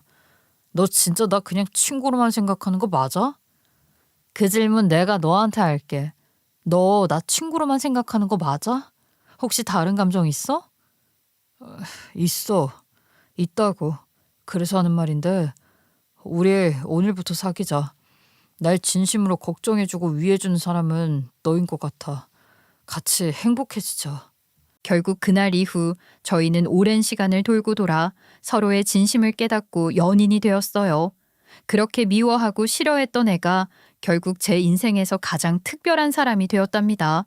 정말 인생은 아무도 예측할 수 없는 것 같아요.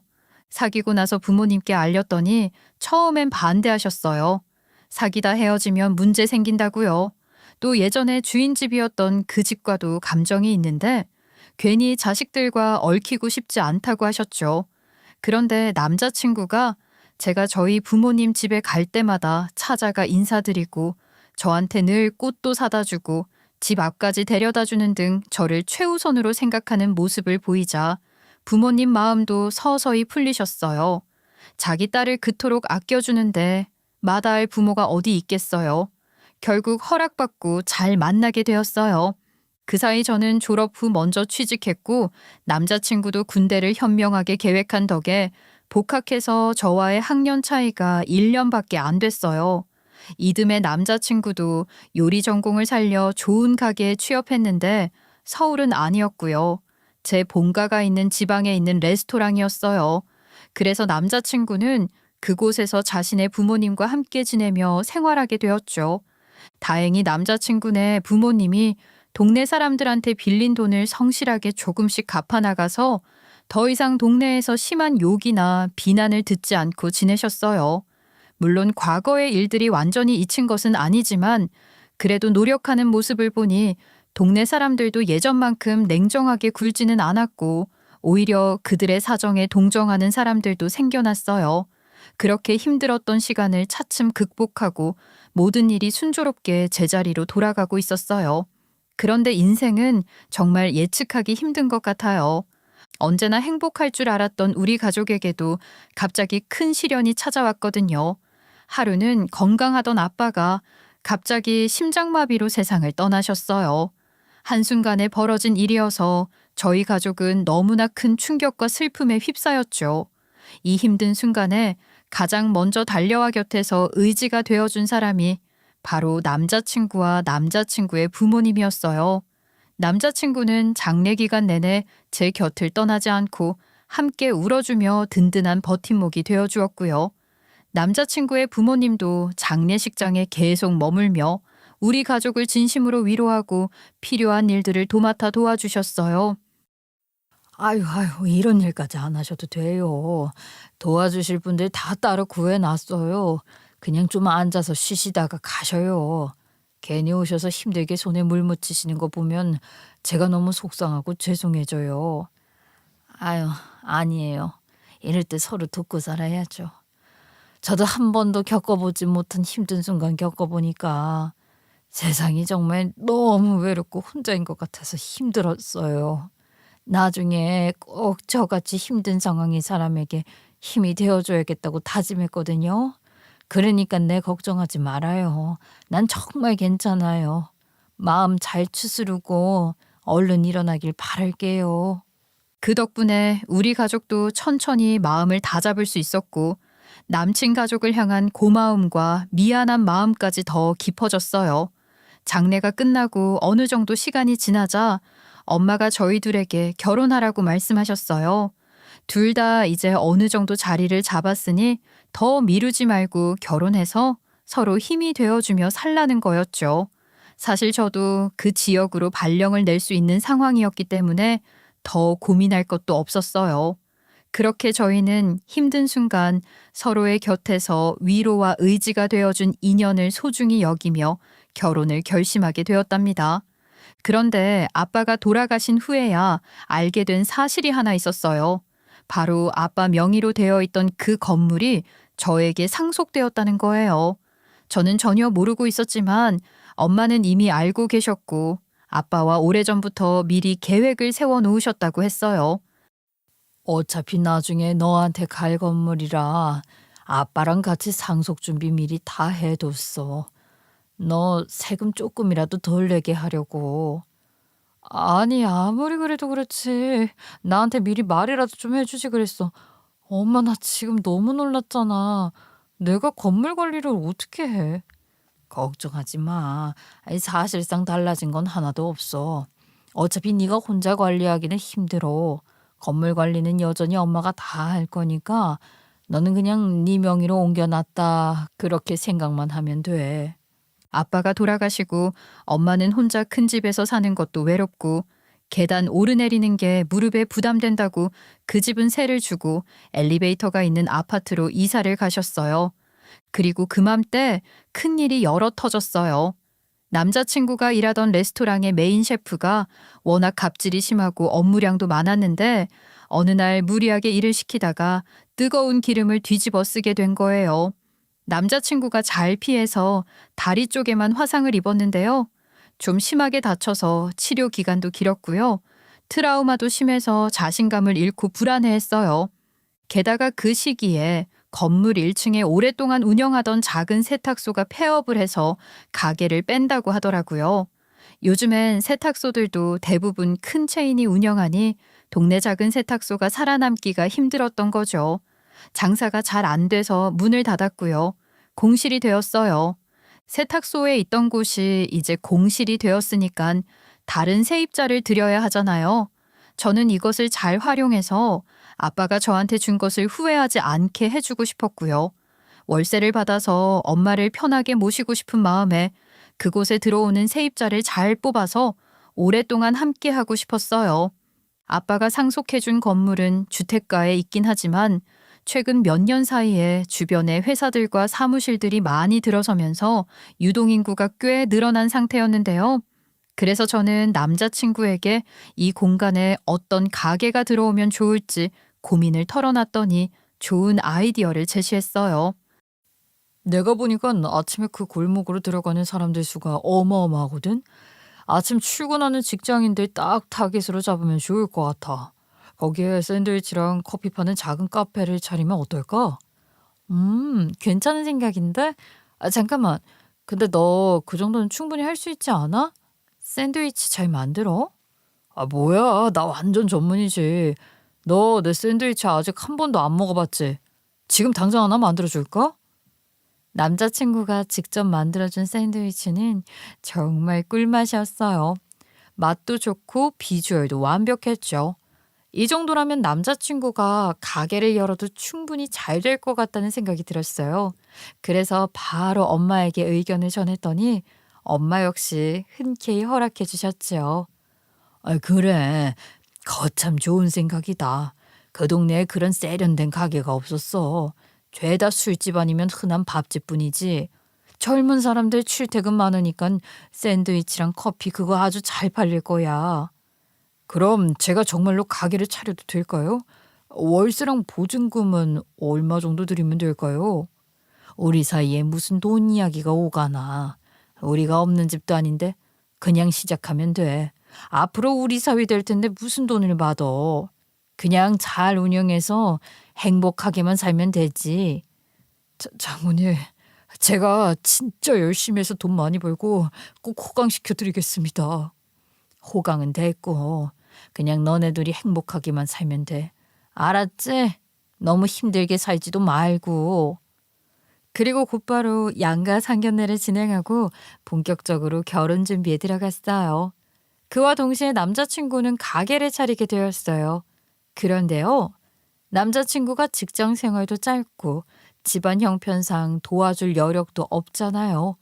그래서 저희 엄마가 나서서 가게 인테리어부터 필요한 집기들까지 모두 마련해 주셨어요. 너희가 무슨 돈이 있겠어. 이제 막 사회생활 시작했는데 얼마나 모았겠어. 엄마가 도와줄 테니까 인테리어 확실하게 하고 집기들도 전부 좋은 걸로 사. 진짜? 그래도 괜찮아, 엄마? 사실 예산 미리 뽑아봤는데 생각보다 비용이 많이 들어서 걱정하고 있었거든. 물가가 예전 같지가 않았어. 돈 많은 엄마 둔 게 이럴 때 써야지. 내 딸하고 김서방한테 안 쓰면 어디다 쓰겠어. 김서방, 그 가게에 필요한 물건들 리스트 정리해서 나한테 줘. 내가 같이 다니면서 골라줄게. 요즘 하루하루가 너무 무료한데 그 내가 따라다녀도 괜찮지? 물론이죠, 장모님. 정말 감사합니다. 제가 이 은혜 절대 잊지 않고 열심히 일해서 꼭 성공해서 다 갚겠습니다. 10배, 아니 100배로 돌려드릴게요, 정말. 아이고, 우리 김서방. 그런 자세 아주 좋아. 그리고 내가 좋은 예감이 팍팍 와. 가게 정말 잘 될 것 같아. 우리 같이 힘내서 한번 멋들어지게 꾸려보자고. 엄마의 예상은 정확히 들어맞았어요. 가게는 정말 너무나 잘 되었어요. 아무래도 제대로 배운 사람이 차린 가게라서 그런지 맛부터 달랐어요. 손님들도 그걸 알아봐 주셨는지 금방 입소문이 나서 동네의 인기 맛집이 되었어요. 게다가 처음엔 주말엔 사람이 없을 줄 알았는데 근처에 유명한 맛집들도 많이 들어섰고 공원까지 있다 보니 자연스럽게 젊은 커플들의 데이트 명소로 자리 잡은 거예요. 덕분에 남자친구의 가게는 평일은 물론이고 주말에도 손님이 끊이질 않았어요. 주말에는 오히려 매출이 더 좋아서 하루 일 매출이 100만 원은 기본으로 넘길 정도였죠. 가게가 이렇게 잘 되니 하루라도 문을 닫는 건 상상도 할 수 없는 상황이 되어버렸어요. 결국 우리 둘 다 바쁘고 정신없는 일상에 적응하느라 결혼식은 잠시 미루기로 했어요. 저도 마침 새롭게 본가 근처로 발령을 받아 업무 적응에 바빠 정신없이 지내고 있었거든요. 서로 힘내서 자리를 잡고 안정된 다음 천천히 준비해도 늦지 않다고 생각하며 결혼식을 1년 뒤로 미루게 되었습니다. 그런데 1년이 예상보다 빨리 지나가더라고요. 남자친구의 가게가 너무 바빠서 하루도 짬을 낼 수 없는 상황이 되었고 장사가 점점 더 잘 되는 바람에 결혼 준비를 함께 할 여력이 전혀 없었죠. 솔직히 이 문제로 남자친구와 크게 싸우기도 했는데 아무래도 가게를 내가 도와줘서 그런지 남자친구가 제 눈치를 보며 쩔쩔매는 모습이 자꾸 신경 쓰였어요. 그런 모습이 때론 좋기도 했지만 또 한편으론 그런 태도가 좀 불편하고 싫기도 했죠. 결국 비교적 주말에 여유가 있는 제가 엄마와 함께 결혼 준비를 하러 다니며 혼수며 예물을 챙겼어요. 사실상 혼자서 준비를 하는 느낌이라 스트레스가 극심하던 어느 날 엄마가 스트레스 받지 말라고 뜨끈한 찜질방 가서 몸이나 지지고 땀 좀 빼자고 제안하셨어요. 그렇게 오랜만에 쉬러 찜질방에 갔어요. 찜질도 하고 음료도 마시고 평화로운 시간을 보내다가 좀 누워 있으려고 1인만 들어가 누울 수 있는 동굴방 있잖아요. 거기에 한 칸씩 엄마랑 편안하게 누워 있는데 바로 옆방에서 낯익은 남자의 목소리가 들려오기 시작했어요. 처음엔 그냥 기분 탓이라고 생각했는데 아무리 들어봐도 너무 익숙한 목소리였죠. 내가 다 계획이 있다고 했잖아. 그 집 건물만 내 명의로 돌려놓으면 바로 이혼할 거니까 걱정할 필요 없어. 건물을 여자친구한테 상속했다니까. 건물 전체가 여자친구 명의라고. 그 충격적인 목소리의 주인공은 다름 아닌 제 예비 신랑이었어요. 도무지 믿기지 않아서 귀를 의심하며 더 집중해서 들었는데요. 가슴이 마구 두근거리더라고요. 그 대화가 너무나도 노골적이라 들으면 들을수록 화가 나더라고요. 걔? 나한테 푹 빠져서 내가 무슨 말만 해도 다 믿는다니까. 눈 한번 찡긋해주고 웃어주면 그냥 바로 정신 못 차리고 넘어온다니까. 완전히 내 밥이야 밥. 솔직히 그 집안 아빠도 돌아가셔서 지켜줄 사람 없지. 아유 엄마는 지 딸한테 뭐든지 퍼주려고 정신없지. 아유 완전 억울하니까. 내가 조금만 더 연기 잘해서 달래놓으면 쉽게 끝날 일이니까 조금만 더 조용히 기다리고 있어. 그 순간 제 귀를 의심했어요. 분명히 예비 남편이었어요. 얼굴을 확인하진 못했지만 분명 그 사람이었어요. 저에 대해서 말을 하는 것 같은데 말과 말투가 제가 아는 사람이 아닌 것 같았어요. 얼마나 충격적이었는지 온몸에서 힘이 빠져나가는 듯 했어요. 다리가 후들거려서 제대로 일어설 수 없을 것만 같았고요. 온 세상이 갑자기 조용해진 것처럼 귀에서 아무 소리도 들리지 않고 눈앞이 캄캄해지며 가슴이 무너져 내렸죠. 도대체 어떻게 해야 할지, 앞으로 무슨 일이 벌어질지 막막하기만 했어요. 그런데 곁에 계시던 엄마는 오히려 너무나도 차분한 표정으로 입꼬리를 천천히 올리시며 평소에 한 번도 본 적 없는 아주 차갑고도 의미심장한 미소를 지으셨어요. 그러곤 조용히 제 손을 꽉 붙잡으며 천천히 제 귓가에 속삭이듯 말씀하셨어요. 지금은 절대 아는 척하면 안 돼. 조용히 일어나서 여길 빠져나가자. 이제부터 우리가 해야 할 일이 있어. 내가 아주 절대로 가만 안 둘 거야. 엄마의 목소리가 얼마나 단호하고 싸늘했는지 저는 오히려 엄마가 낯설 정도였어요. 하지만 동시에 엄마의 말이 너무나 든든했고 조금씩 정신이 차려지며 마음속에서 뜨거운 복수심이 솟아오르는 게 느껴졌어요. 차를 타고 집으로 돌아가는 길에 저는 엄마한테 물었죠. 엄마, 나 진짜 너무 어이가 없고 당황스럽고 황당해서 뭘 해야 할지 전혀 모르겠어. 이런 상황에서 내가 어떻게 해야 하는 거야? 나 그냥 손이 막 떨리고 머릿속은 완전 뒤죽박죽이야. 일단 지금은 당장 가게부터 가서 그 인간 진짜 이 있나 없나 확인부터 해보자. 엄마와 저는 바로 남자친구 가게로 향했어요. 도착해보니 정말 남자친구는 없더라고요. 결혼 준비도 못할 정도로 바쁘다던 사람이 한가롭게 찜질방에 가서 저런 얘기나 하고 다니니 황당해서 알바생에게 물었더니 남자친구가 원래 자주 가게를 비운다고 하더라고요. 그때 엄마는 아무렇지 않은 얼굴로 알바생에게 다가가 말했어요. 저기요, 우리 사위가 요즘 너무 바빠서 정신이 없어서 그러는데 저 포스기 매출 좀 잠깐 확인해도 될까요? 이 사장한테는 비밀로 해줘. 걱정돼서 그렇지 다른 뜻은 없어요. 알바생도 알아요. 그 가게 저희 엄마가 지원해줬다는 걸요. 누구한테 줄을 서야 하는지 눈치가 빠른 알바생은 잠시 당황하더니 포스기를 보여줬어요. 사장님이 알면 저 혼나거든요. 티 안 나게 잘 보셔야 해요. 아셨죠? 엄마는 포스기에서 매출 기록을 직접 확인했어요. 다행히 매출은 남자친구가 말한 그대로였어요. 하루에 100만 원 이상, 어떤 날은 130만 원을 넘긴 날도 있었고 평균적으로 정말 잘 찍혀 있었죠. 잘 됐네. 가게는 정말 잘 돌아가고 있네. 뭐 최소한의 장사 하나는 제대로 했나 보네. 능력은 있긴 있어. 아이 엄마 그럼 이제 어떻게 할 거야? 엄마 나 진짜로 머릿속이 하얘졌다니까. 뭘 해야 할지 모르겠고 나 솔직히 그 인간 좋아해. 아직 마음이 있다고. 그래서 더 조심해야 되는 거야. 지금은 감정대로 움직일 때가 아니거든. 무턱대고 따지거나 쏘아붙였다가는 너만 상처 입고 너만 그냥 끝날 수도 있어. 준비는 철저하게 해야지. 당분간은 아무 일 없었던 것처럼 행동해. 티내지 말고 평소처럼. 거리 두지도 말고 완전히 안심하게 만들어야 해. 그리고 걱정 마. 엄마만 믿어. 절대로 우리 딸 눈물 못 흘리게 할 거니까. 그래서 저도 평소대로 남자친구를 대했고요. 엄마는 남자친구가 자주 자리를 비운다는 알바생의 말이 떠올라 그 사람이 가게를 비울 때 엄마는 뒤를 밟았어요. 그리고 며칠 후 드디어 이상한 행동을 포착했어요. 남자친구가 근처 부동산에 갔고요. 그걸 엄마가 직접 보았죠. 그 부동산은 최근에 새로 생긴 부동산이라 엄마도 친분이 없대요.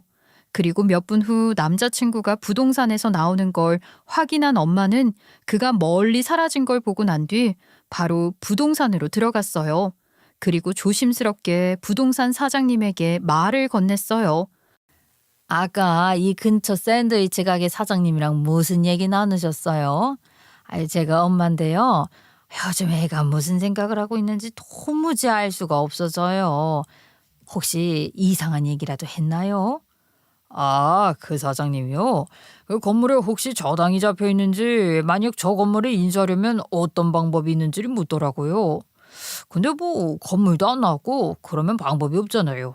그래서 제가 방법 없다고 딱 잘라 말했어요. 그 건물을 인수하고 싶다고 했다고요? 내놓지 않은 건물을 왜 사려고 한대요? 글쎄요, 엄마 생각난다고 하더라고요. 그러면서 요즘 사업이 잘 돼서 확장을 생각 중인데 법인을 설립해서 가게 명의도 바꾸고 가능하다면 건물 전체에 대한 우선 매수권 같은 걸 활용해서 인수하는 방법이 있는지도 물어보던데요. 아들이 참 효자인가 봐요. 엄마가 예전에 거기 살았다고 하던데 거기에 사셨어요? 그 얘기를 듣고 엄마는 입술을 꾹 다물고 돌아섰대요. 그 얘기를 전해들은 그 순간 저는 아주 뒤통수를 한 대 세게 맞은 것처럼 멍해졌어요. 인간이 나랑 결혼해서 나랑 가정을 꾸릴 생각은 정말 요만큼도 없다는 것. 나를 이용해서 건물까지 손에 놓고 결국에는 그걸로 자기 엄마에게 효도까지 하려고 했던 거였어요. 너 이런 결혼 엄마는 도저히 못 시킬 것 같다. 처음부터 이렇게 꼬이면 앞으로는 안 봐도 비디오야. 평생 저런 사람 옆에서 평생 상처받으면서 살 거라고. 엄마, 나도 안 해. 절대 안 해. 엄마가 말 안 해줘도 알아. 나도 마음 정리했어. 아무리 생각해도 내가 뭘 믿고 그런 인간이랑 평생을 함께 살아? 나를 사람으로 본 게 아니라 그냥 건물 하나 들고 있는 수단으로 본 것 같아. 그런 사람하고 결혼해서 뭐 하겠어. 내 마음, 내 시간, 내 인생까지 다 뺏기고 남는 것도 없을 거야. 진짜 어쩌다가 저런 놈이랑 사귀어가지고. 엄마 미안해. 엄마한테 제일 많이 미안해. 생각이 점점 동굴 속 깊이 들어가는 기분이었어요. 그 인간과 제가 어떻게 시작했는지는 다들 아시죠? 처음부터 사랑이라기보다는 제가 먼저 측은지심에 이끌려 물질적으로도 감정적으로 잘해주면서 시작된 관계였어요. 돌이켜보면 그 인간은 저를 좋아했던 게 아니라 제가 베풀었던 걸 좋아했던 게 아닐까 하는 의심이 들었어요. 그 순간 문득 깨달았죠. 이건 사랑이 아니라 계산된 관계였다고요. 더 이상 고민할 필요도 망설일 이유도 없었어요. 그놈이 제게서 가져간 것들, 누려온 것들을 이제는 돌려받아야겠다는 생각뿐이었어요. 그래서 엄마와 저는 증거를 하나하나 모으며 조용히 움직였고 그가 절대 눈치채지 못하도록 철저하게 준비를 서둘렀습니다. 겉으론 아무 일 없다는 듯 평소처럼 웃고 말하고 챙기면서도 속으로는 폭풍이 몰아치기 직전의 정적처럼 숨을 죽이고 있었죠. 이제는 우리가 판을 짜고 우리가 주도하는 게임을 시작할 차례였어요. 그에게 보여줄 마지막 장면을 위해 가장 완벽하고 가장 통쾌한 엔딩을 위해서 말이죠. 일단 그 인간한테 헤어지자고 했어요. 우리 헤어지자. 우리는 여기까지야. 난 네가 어떤 마음으로 나한테 다가왔는지 지금 네가 어떤 마음인지 너무나도 잘 알게 되었거든. 한때는 진심으로 사랑한다고 믿었던 내가 바보였지. 근데 이제는 확실히 알아. 그러니까 헤어져. 자기야, 갑자기 이게 무슨 말이야? 왜 헤어지자고 하는 거야? 결혼 앞두고 예민해진 거야? 혹시 내가 뭐 서운하게 했어? 그랬다면 미안해. 뭔진 몰라도 내가 잘못했어. 내가 널 얼마나 너를 좋아하는데 헤어지자고 해. 아무리 그래도 그런 말은 하는 게 아니야. 와, 씨, 너 진짜 뻔뻔하다. 나 다 들었거든?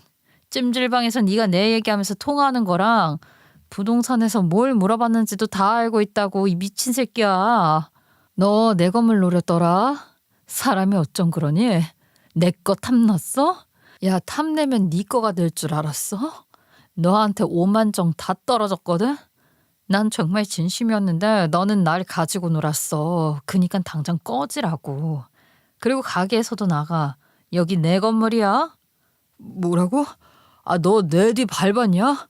와, 나 기가 막히네. 그래. 뭐 다 들었다면 이제 너도 알겠네. 어차피 나도 준비하고 있었어. 근데 말이야, 헤어진다고 해도 내가 이 가게에서 나갈 이유는 없잖아. 여긴 내가 키워낸 내 가게야. 내 손으로, 내 노력으로 여기까지 왔다고.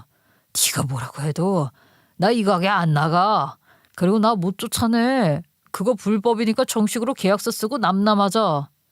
미쳤냐? 계약서? 내가 왜 너한테 이득이 될 거래? 미쳤어?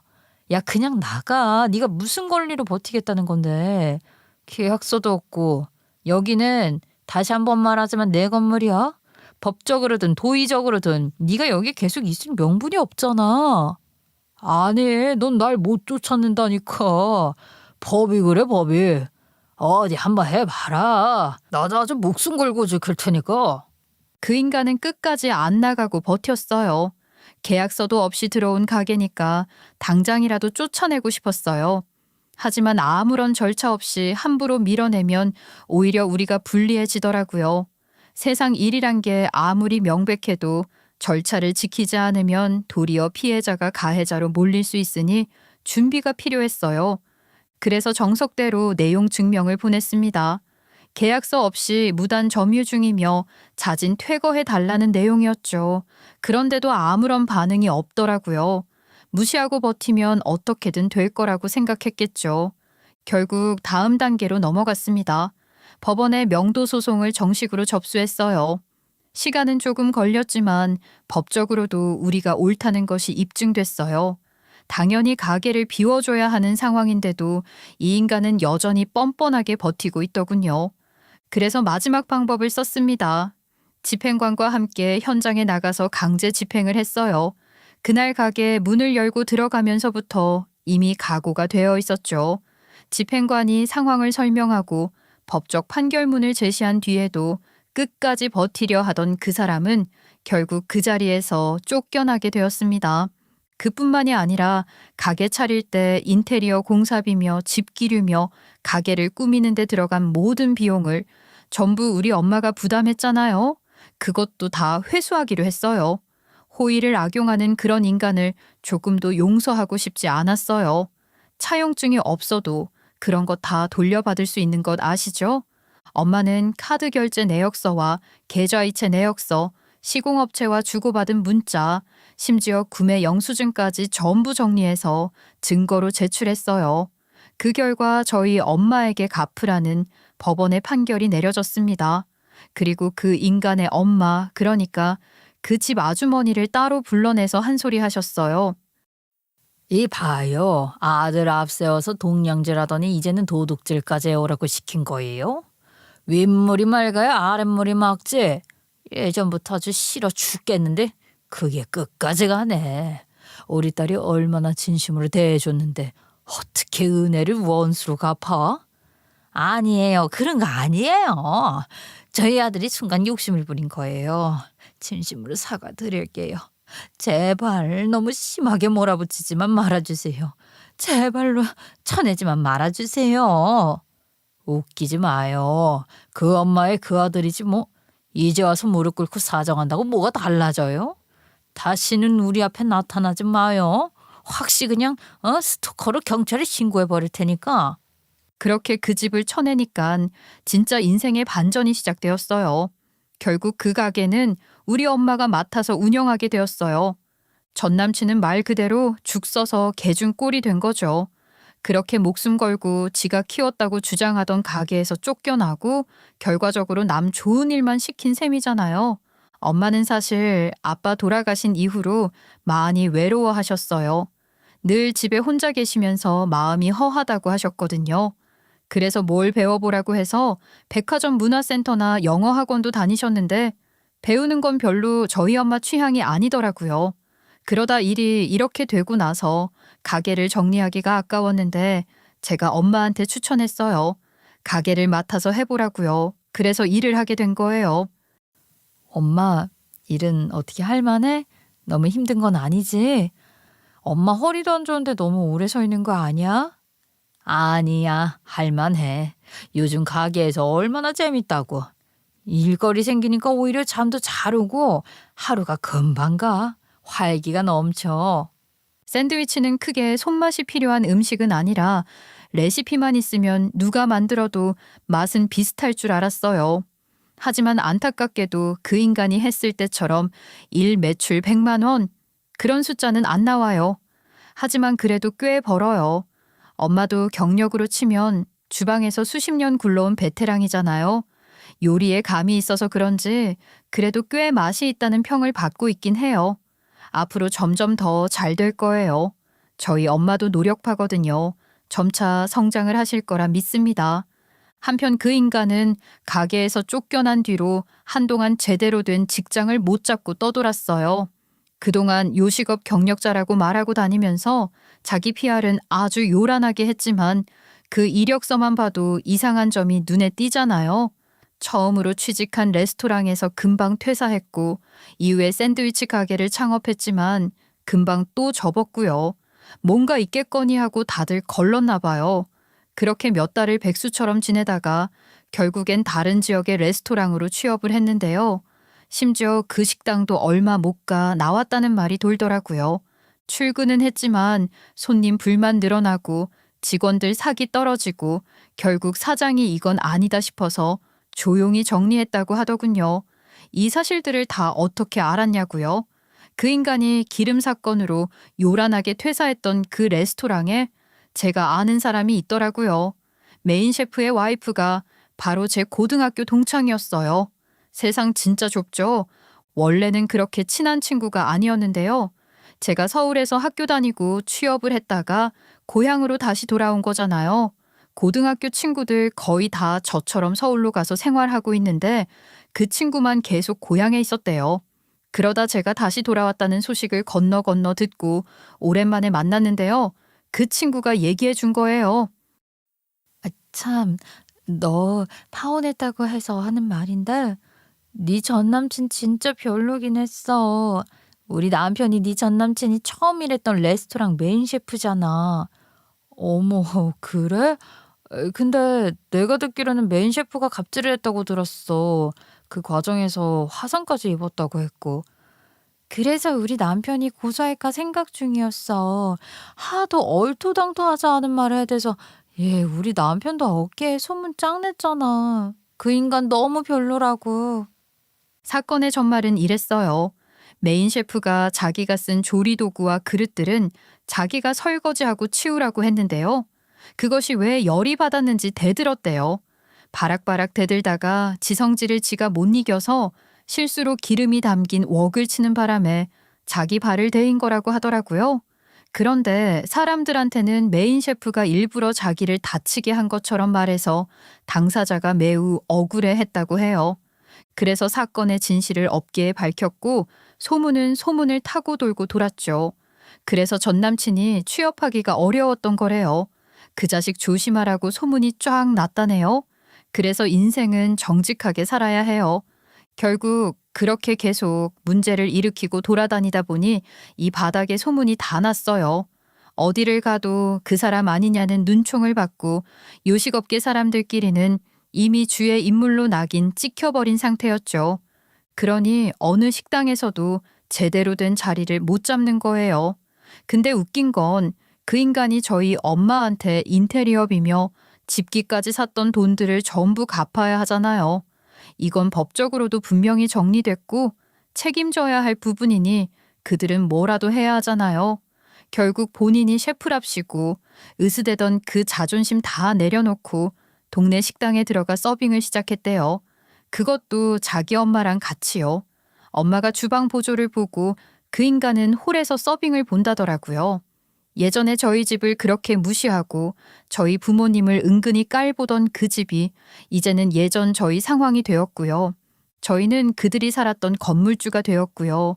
속이 다 시원하다는 말을 이럴 때 쓰는 거더라고요. 누가 누굴 무시했는지 세상이 아주 똑똑하게 보여줬어요. 그리고 한동안 남자친구네 아빠가 보이질 않더라고요. 가게에서도 동네에서도 어디에서도 얼굴을 드러내지 않아서 다들 궁금해했죠. 처음엔 그 집에서도 몸이 안 좋아서 산에 들어가 산다며 얼버무리더니 시간이 지나면서 하나둘 소문이 돌기 시작했어요. 결국 들은 얘기로는 노름한 거 맞았대요. 그것도 그냥 단순한 수준이 아니라 하우스 도박에 발을 담갔더라고요. 경찰 단속에 딱 걸려서 바로 끌려갔다고 하더라고요. 동네에서 한때 잘 나가던 사장님이 그렇게 몰락한 줄 누가 알았겠어요. 자기 아들은 건물 노리고 계산된 연애하고 부인은 뒷수습하느라 가게에서 주방 보조하고 아빠는 불법 도박에 손대고 결국 경찰에 끌려가고 제가 그런 집에 시집 갈 뻔했던 거예요. 지금 생각해도 소름이 끼쳐요. 그 일이 중간에 엎어진 게 얼마나 다행인지 몰라요. 진짜 하늘이 도운 것 같아요. 저는 다시 서울로 발령받아서 일하고 있어요. 일을 하다 보니 힘들었던 그 순간도 서서히 잊혀지더라고요. 지금 돌이켜보면 중간에 유턴한 게 신의 한 수였어요. 제가 정에 약해서 정 때문에 그런 잘못들 다 눈 감고 그래도 받아들였다면 앞으로 더 힘들었겠죠. 그런 인간들에게서 빠져나온 게 정말 천만다행이에요. 요즘 봄이라 결혼하시는 분들 많고 결혼 준비로 설레는 커플도 많을 거예요. 근데요, 제 얘기 꼭 기억하세요. 사람은 좋은 순간에 진짜 모습이 안 보여요. 방심할 때, 무심코 넘길 때 그 사람이 어떤 사람인지 티가 나기 시작해요. 저처럼 뒤통수 맞고 싶지 않으시다면 결혼 전엔 꼭 그 사람의 밑바닥까지 확인하세요. 연애는 환상으로 해도 결혼은 현실이라고 하잖아요. 그 사람을 사랑하는 만큼 그 사람의 진짜 모습도 꼭 발견하시길 바랍니다.